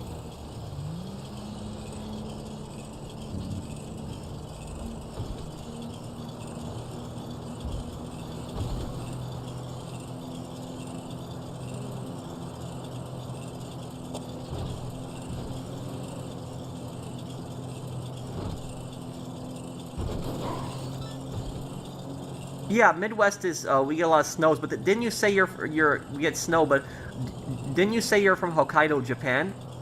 You in Hokkaido in Japan, Hokkaido, Japan is the snowiest place on the planet. A lot of people don't think of Japan as being the snowiest country on Earth, but it actually is.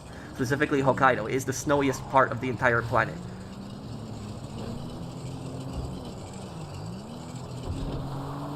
At what time do you go to sleep? Oh, last night I went to sleep at 7 o'clock in the morning because I was recording a video of Wanted, you know, the other GTA YouTuber. I was recording a video of him, and he lives in Australia, and so I'm in most of the Wanted guys are in Australia, and I'm in Central U.S. time, and so that was the time that we could work on the video together. But Hokkaido doesn't really border Russia.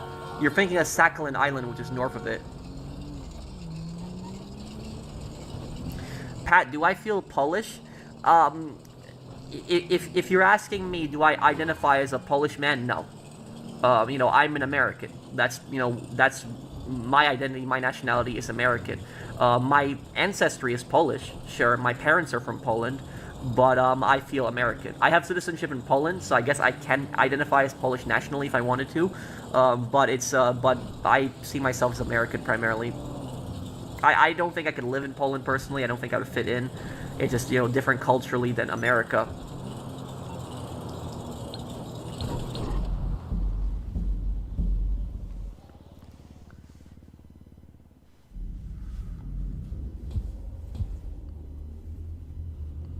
Okay, guys, listen up. Because we're running this with 4 people, if we get detected, we're just going to keep going. You hear me? We're not restarting. We're not dropping, you know, charges, because then we're going to keep restarting over and over and over again. If we get caught, we're just going to keep going. We're going to keep killing, and we're going to get through the heist and get all the stuff and get out. That's what we're going to do. So if we get caught, we're just going to fight our way out. No more no restarting, because then it's going to be an endless amount of times restarting. Okay, let's do it.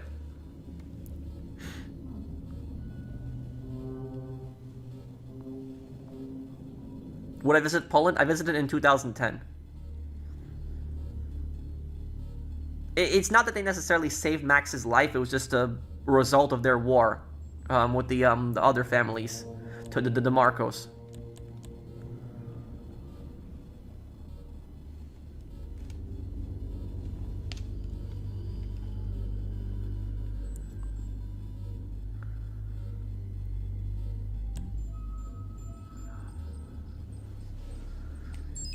Okay, I'm ready. Let's do it.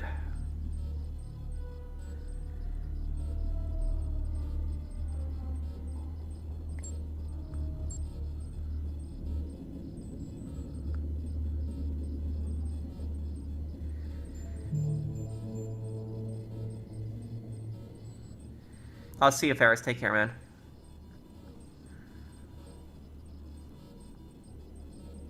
On a par 54 course, I shot 90 today. Not bad after 10 years of not playing. What, you mean golf?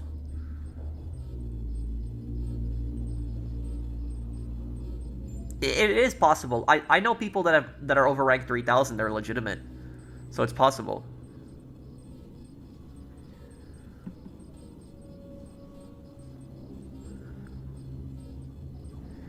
Okay, James, I'm ready. Let's do it. James, take the 5% away from me and give it to yourself. I don't need 20%. Take 40% for yourself. I have, you know, over $1 billion in this game. You don't need to give me 20%.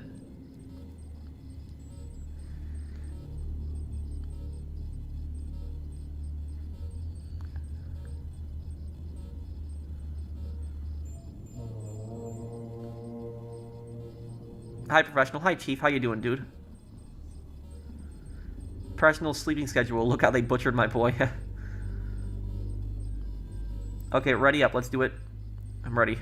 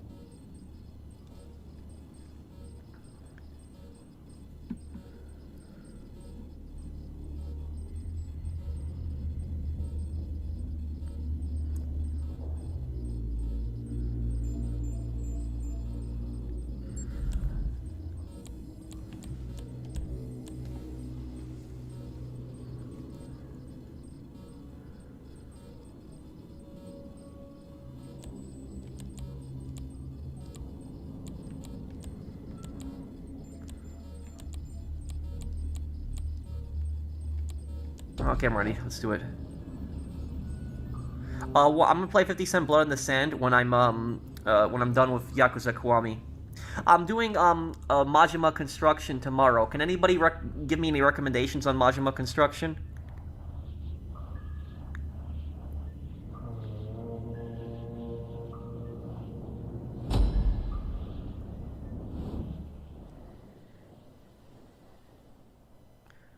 You did great on your recent video. Well, thank you, man.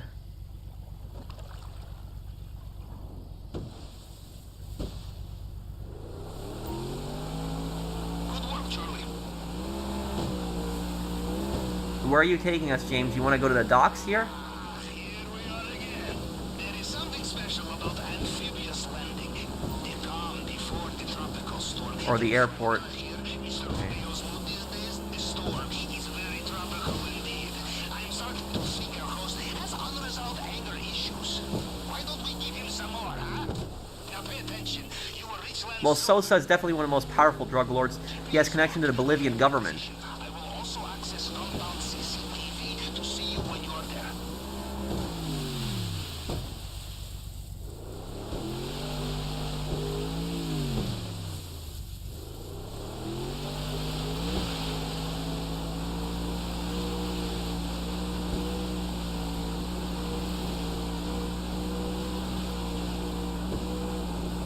Yeah, this is the fastest boat in the game.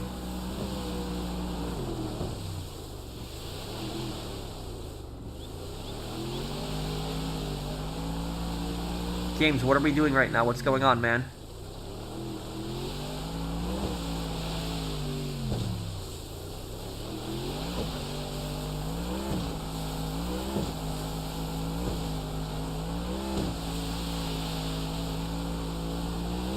We cannot resist coming back, huh? Like child in candy store. Or as we say in Russia, like child breaking into secure compound, huh?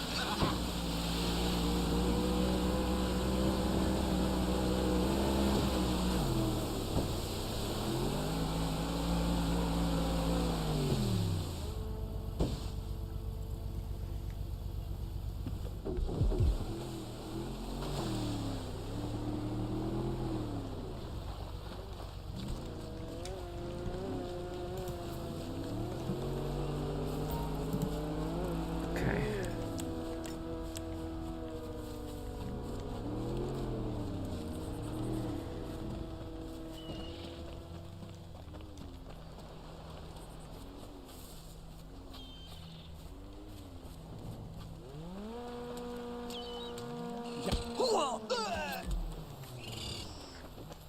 Let's see what do we got here.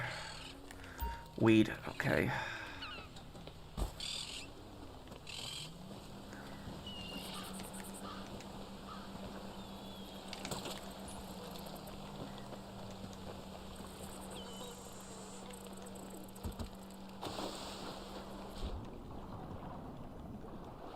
Remember, cameras everywhere. Almost like Mr. Rubio feels a little paranoid sometimes.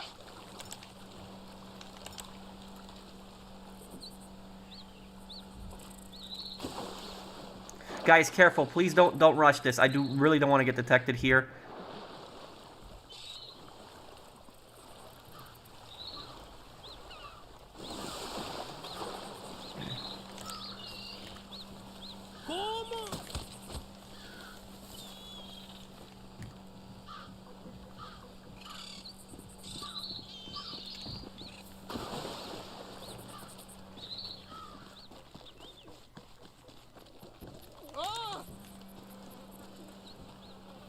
¡Come mierda! I know the army. Wha You've got to be kidding me. I effing hate this heist. They do not have helicopters. This was a good preparation. I don't even know how I got detected just now. I hate this heist so much. It's weed. No, I don't need weed.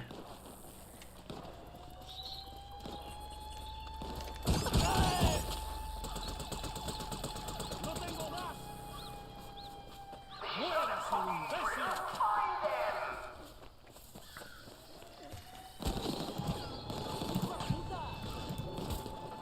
¡Voy a darle piso! ¡Idiota, no!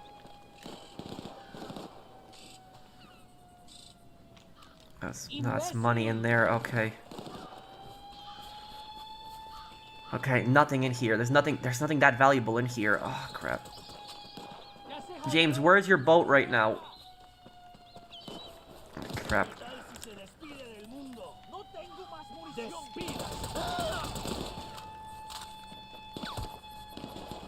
Arriba.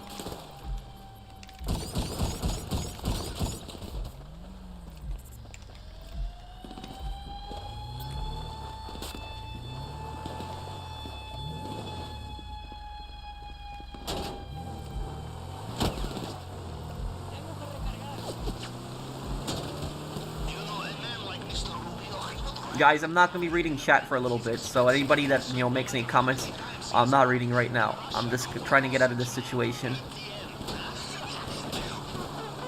Somebody picked up weed. I don't know who did that, but it probably wasn't a good idea to do it. Just trying to find the cocaine.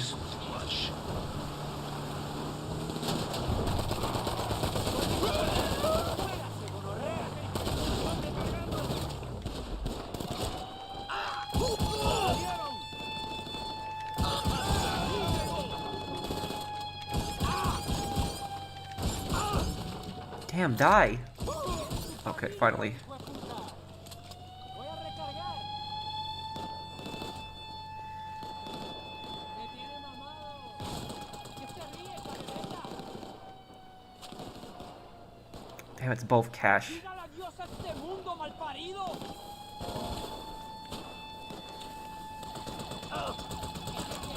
Where the hell is the damn, Where is the damn cocaine? Okay, there's always 2 boxes of cocaine around. I love this job. Let's make some money. No cocaine here.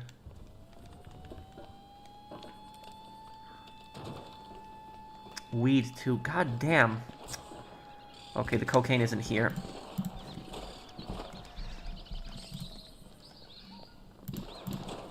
What I hate about this heist is the alarm is just so sensitive. It's such BS. Okay, hang on. I'm gonna... That is the power station. I don't think there's much point in disabling the CCTV now. I'm gonna check to see if there's, the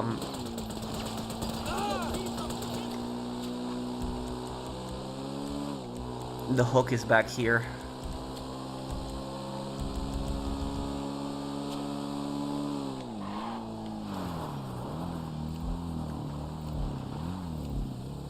Guys, no, don't pick up the money back there unless it's cocaine. You don't want to get it unless it's cocaine. I was just checking to see if the grappling hook is there, but it's not there.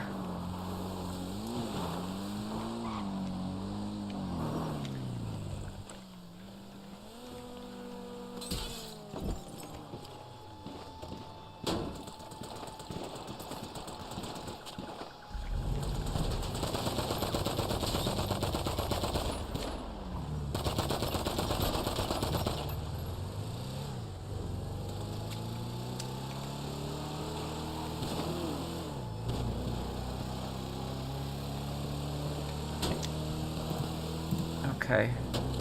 I haven't seen the Warriors. I'm gonna see it later this year and play through the game. Never killed anyone.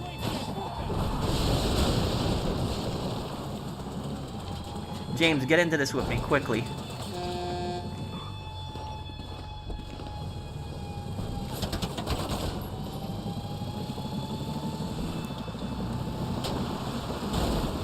How does that not knock him off the bike? That's some BS. If that was me, I would have 100% gotten knocked off that bike. That's BS.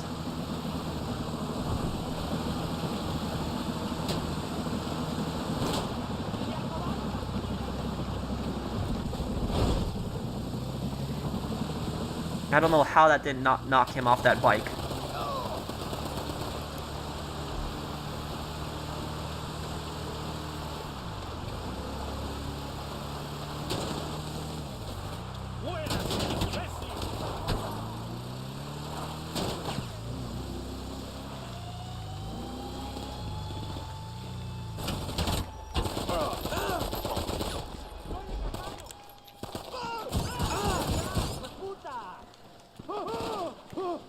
God damn it, it's the cache again. Okay. This is ridiculous right now. Trying to find the damn cocaine is gonna be at the last location.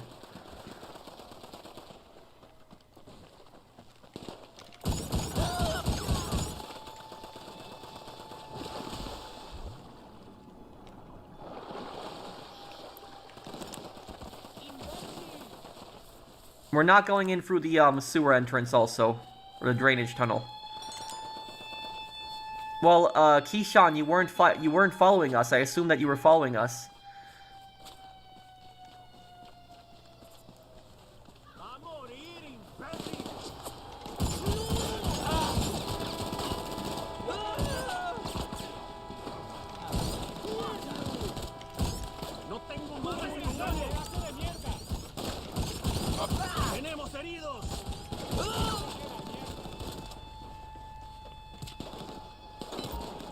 I think I finally found the damn cocaine.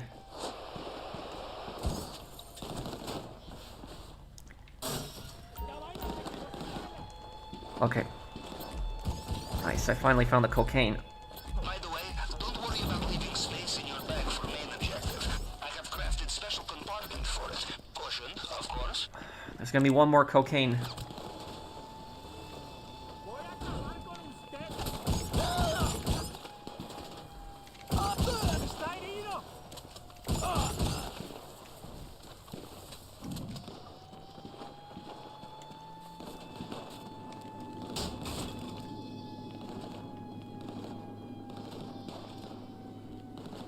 Is that cocaine? It looks like cocaine.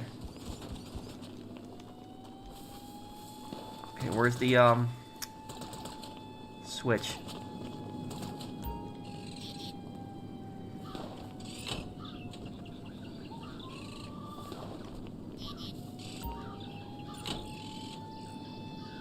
Hell?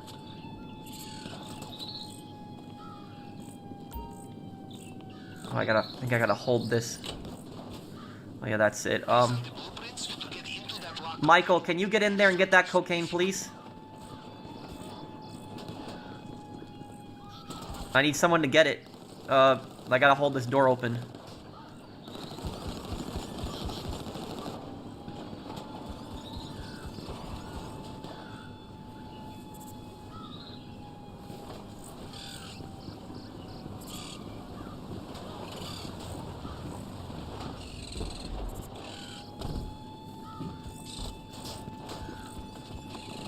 Okay, there we go.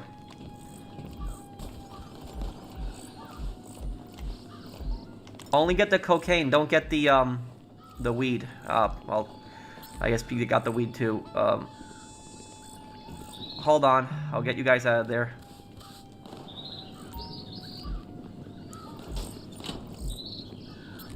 Get out now, come on.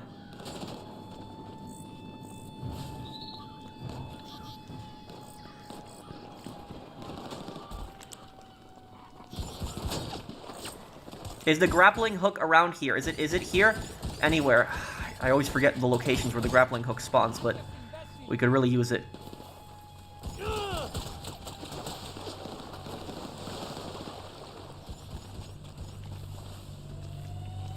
At least there's no helicopters, thank God. Okay. That would have been bad.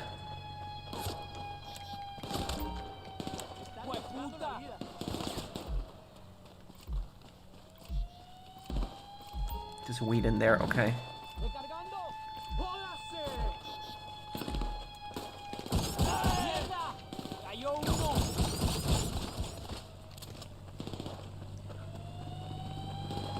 Okay, I'm gonna see if I can get us a vehicle.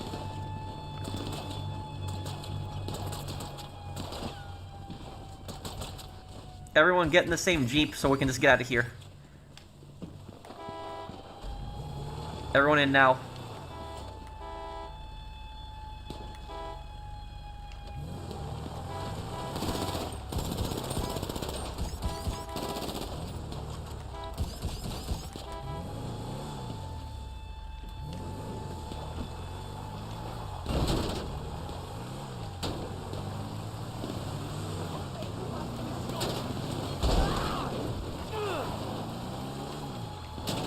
Keyshawn, get in quick.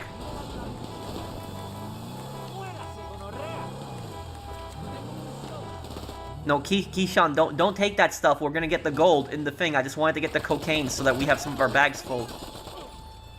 Was there no gold? No, there is gold at the compound, but I wanted to get the cocaine because there's probably not enough gold to take everything.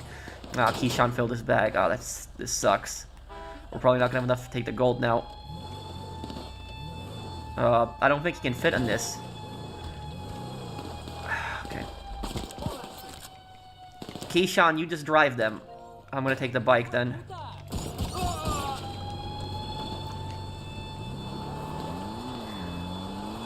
Go straight for the compound.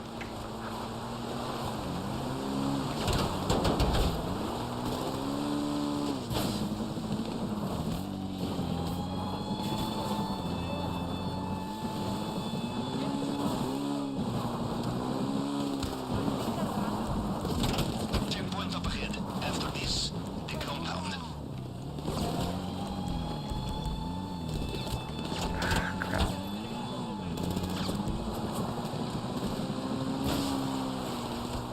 Damn, I cannot stand this heist so much. Both the tires got popped. I've got to go and check the... Well, at least the bushes help for one thing. Knocks the enemies off, too. I'm going to check the lighthouse to see if I can find a... grappling hook. Okay, there it is. There's the lighthouse. I really hope the grappling hook is there. So we can use the key cards also, but the grappling hooks gives us more exits.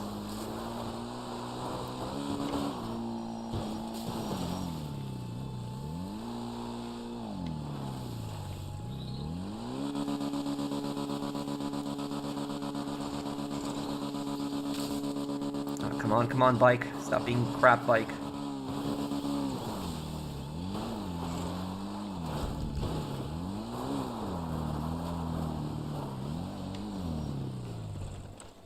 That it?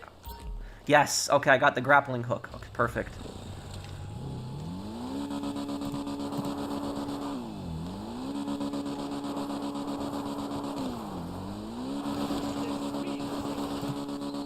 Yeah, guys, I'm not going to be reading chat for just a little bit because I just got to get through this. I do not want to mess this up after all the work we put in here. Not such good party energy now, huh? Okay.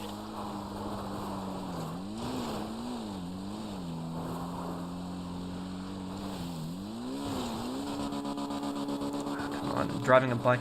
Good thing I have experience with motorcycles in this game. I'm better with bikes than I am with cars, even if both my tires are popped.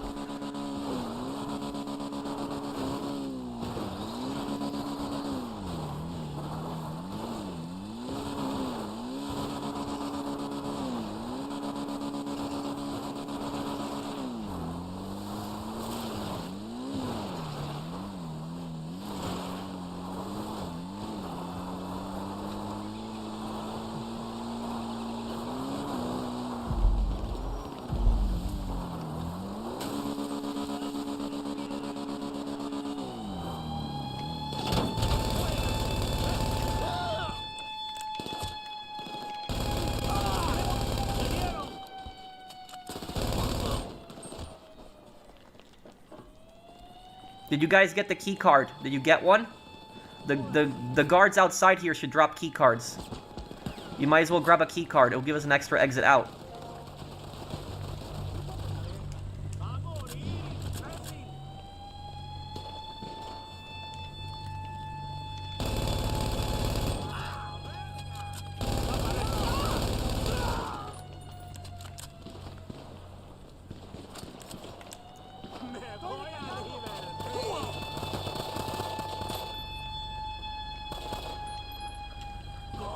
Okay, everyone. James, come over here. Open this door. James, please, you gotta hit this door. James, before more enemies spawn.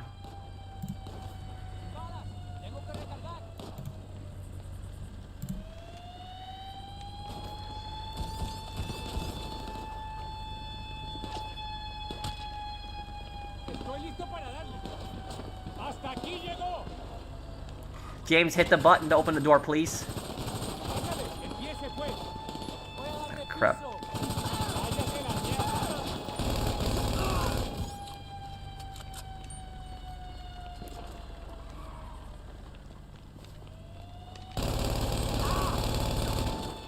You can go. You can. Okay, hang on.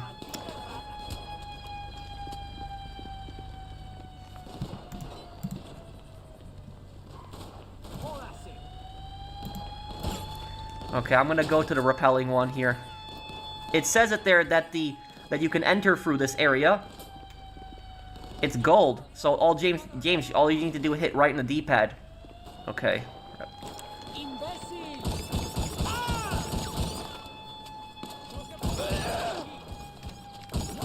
¡Pedazo de mierda! ¡Joda ese hijo de puta! ¡Qué carajo!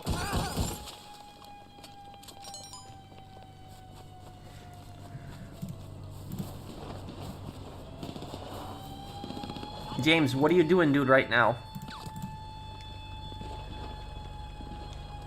¡Viva la diosa este mundo, malparido! Voy a recargar.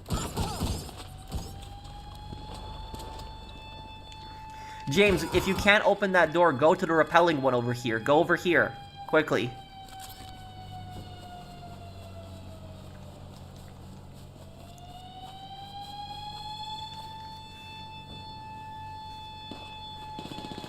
I might not even have the voice chat on here, do I? Okay, hang on. James, can you hear me? Hit the repelling entrance before they surround us. Go.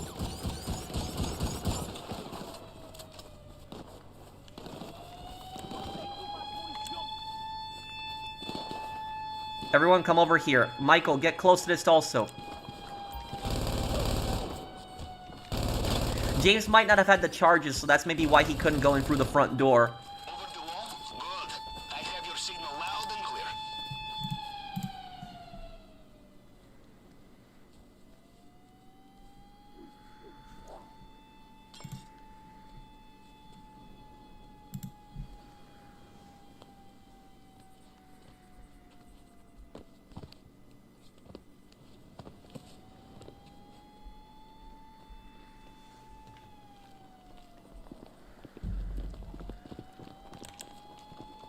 ¡Hasta aquí llegó! I think the guards are even more angry this time.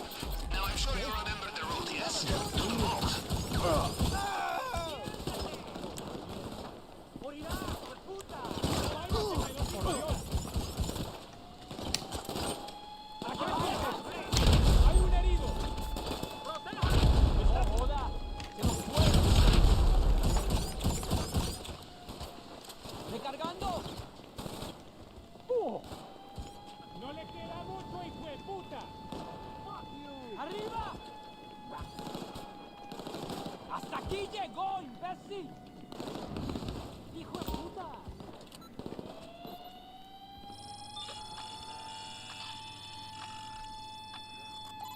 So, you are at Fingerprint Scanner. The tool we took from Head of Cybersecurity will show you fragments from previous scans. You just need to cycle through them to match the target print. And keep an eye out for people trying to kill you. Always worth looking in the safe. 1, 2, 3, 4. Okay. Okay, almost got it.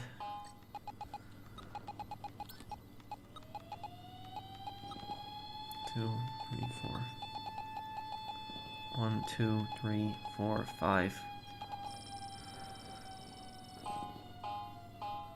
Guys, get out of that area. Oh no, James is dead. Okay. Okay, time to move. Okay. No, now it's gonna okay. That was close, but you made it. Again.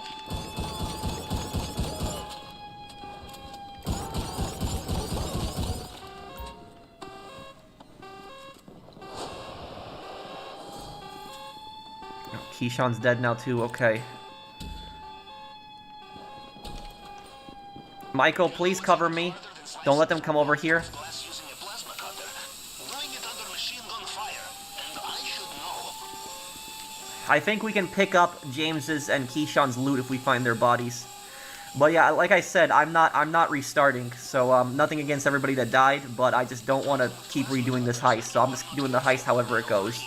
I learned this the hard way. Cutting into undersea pipeline. At least you are above the waterline, yes?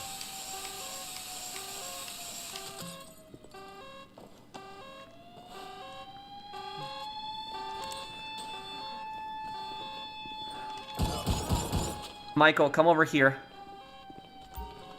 Help me open this door, please. Oh, quick, quick. Crap, they're coming.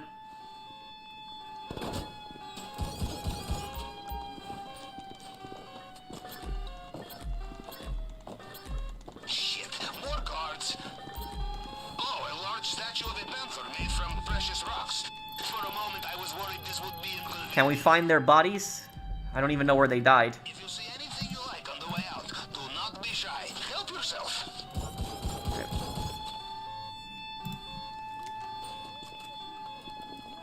We don't got the key. Okay. Michael, fall. Crap. No, we don't gotta go out that way.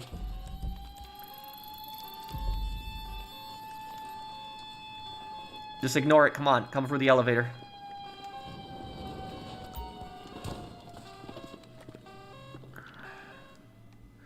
If we can find their bodies, we can get the money, I'm pretty sure, off their bodies. You can pick up their bags, but I don't know if we'll find their bodies now. Dije que no se me acerque, gonorrea. No le queda mucho, hijo de puta. Piérdate. Jodas. Let's see where hold on. Let me see. Cúbrame. We're going right because there's less activity. Come on. Recargar, hijo de puta. Crap, not the keys. Okay, come on. This way. Cúbranse. Gonorrea, está arriesgando la vida. Michael, follow me, quick. A morir, imbécil. Fuck you. Protéjate, maldita. Here. Morirá, hijo de puta. That's a nice thing about getting the rappelling equipment. The good thing about this is that you have more ways to get out. Because the worst area to get out is the front door. The front door is the worst area to get out. So no one ever gets the rappelling stuff, but it is good because you can get out in certain areas. The Juggernaut's dead already. Okay.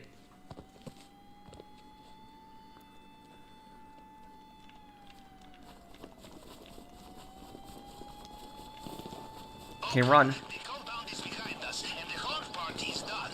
Now, do not die on the easy part, yes? Get out of there. Go. Your chosen extraction point is on your GPS now. Main docks. Go. Hasta aquí llegó. Cada uno. Órale, hijo de puta. Just run by foot.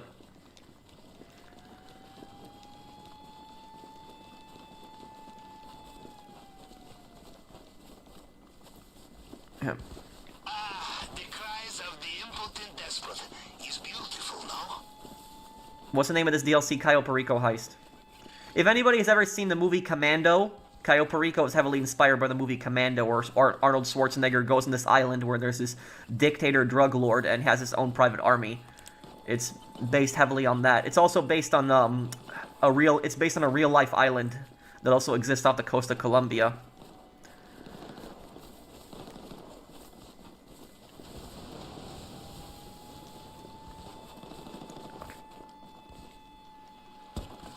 Okay. The water is full of attack boats. You will need to be careful.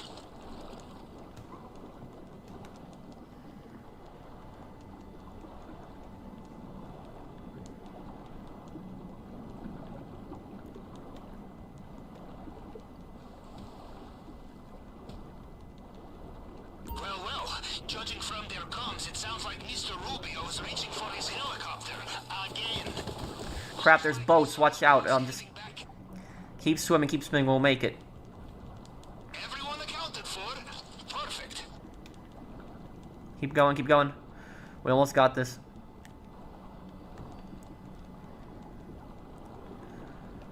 Okay, ooh. Are you guys surprised we got out on that? Oh man, yeah.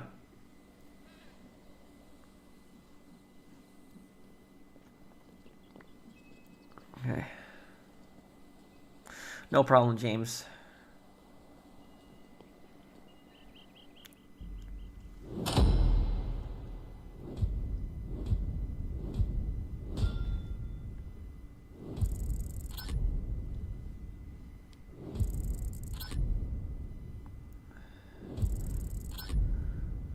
Okay. Do not get detected. Yeah, about that.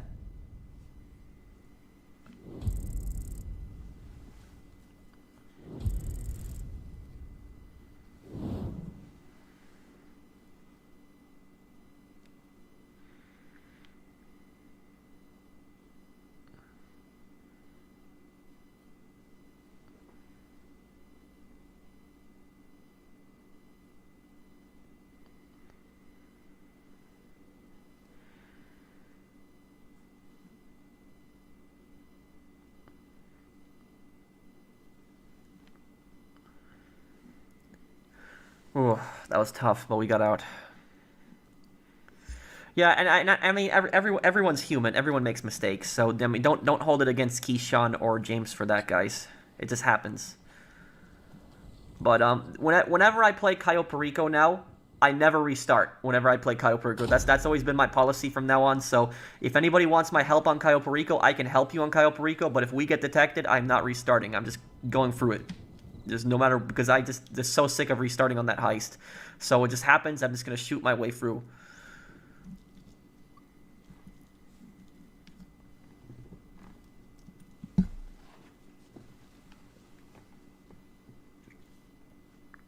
Yeah, I'll play Modern Warfare 4 online as long as it has DMZ.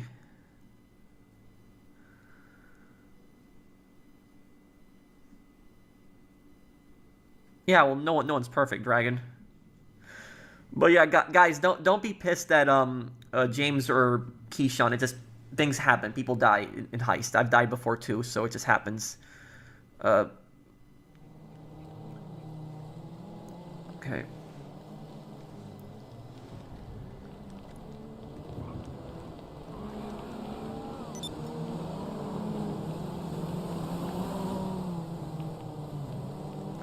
Okay,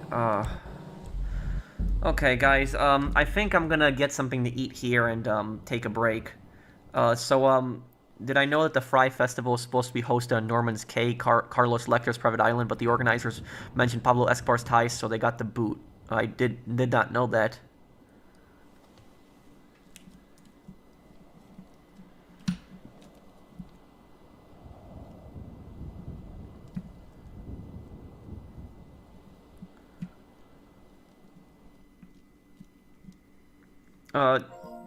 When do you think we'll get more information on GTA 6?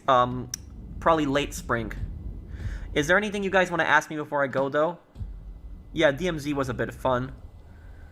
What's for dinner today? I'll have hamburgers, probably. Anything you guys want to ask me before I head out here? Though I'll answer a few questions before I go. If you guys enjoyed the stream, drop a like. Hi, Wild Cube is here. Hi, Wild Cube. Thank you for coming by today. I appreciate it, man. Thanks, dude. Great stream as always, Pro. Have a blessed night. Thank you, Long John Silver. Thanks, man.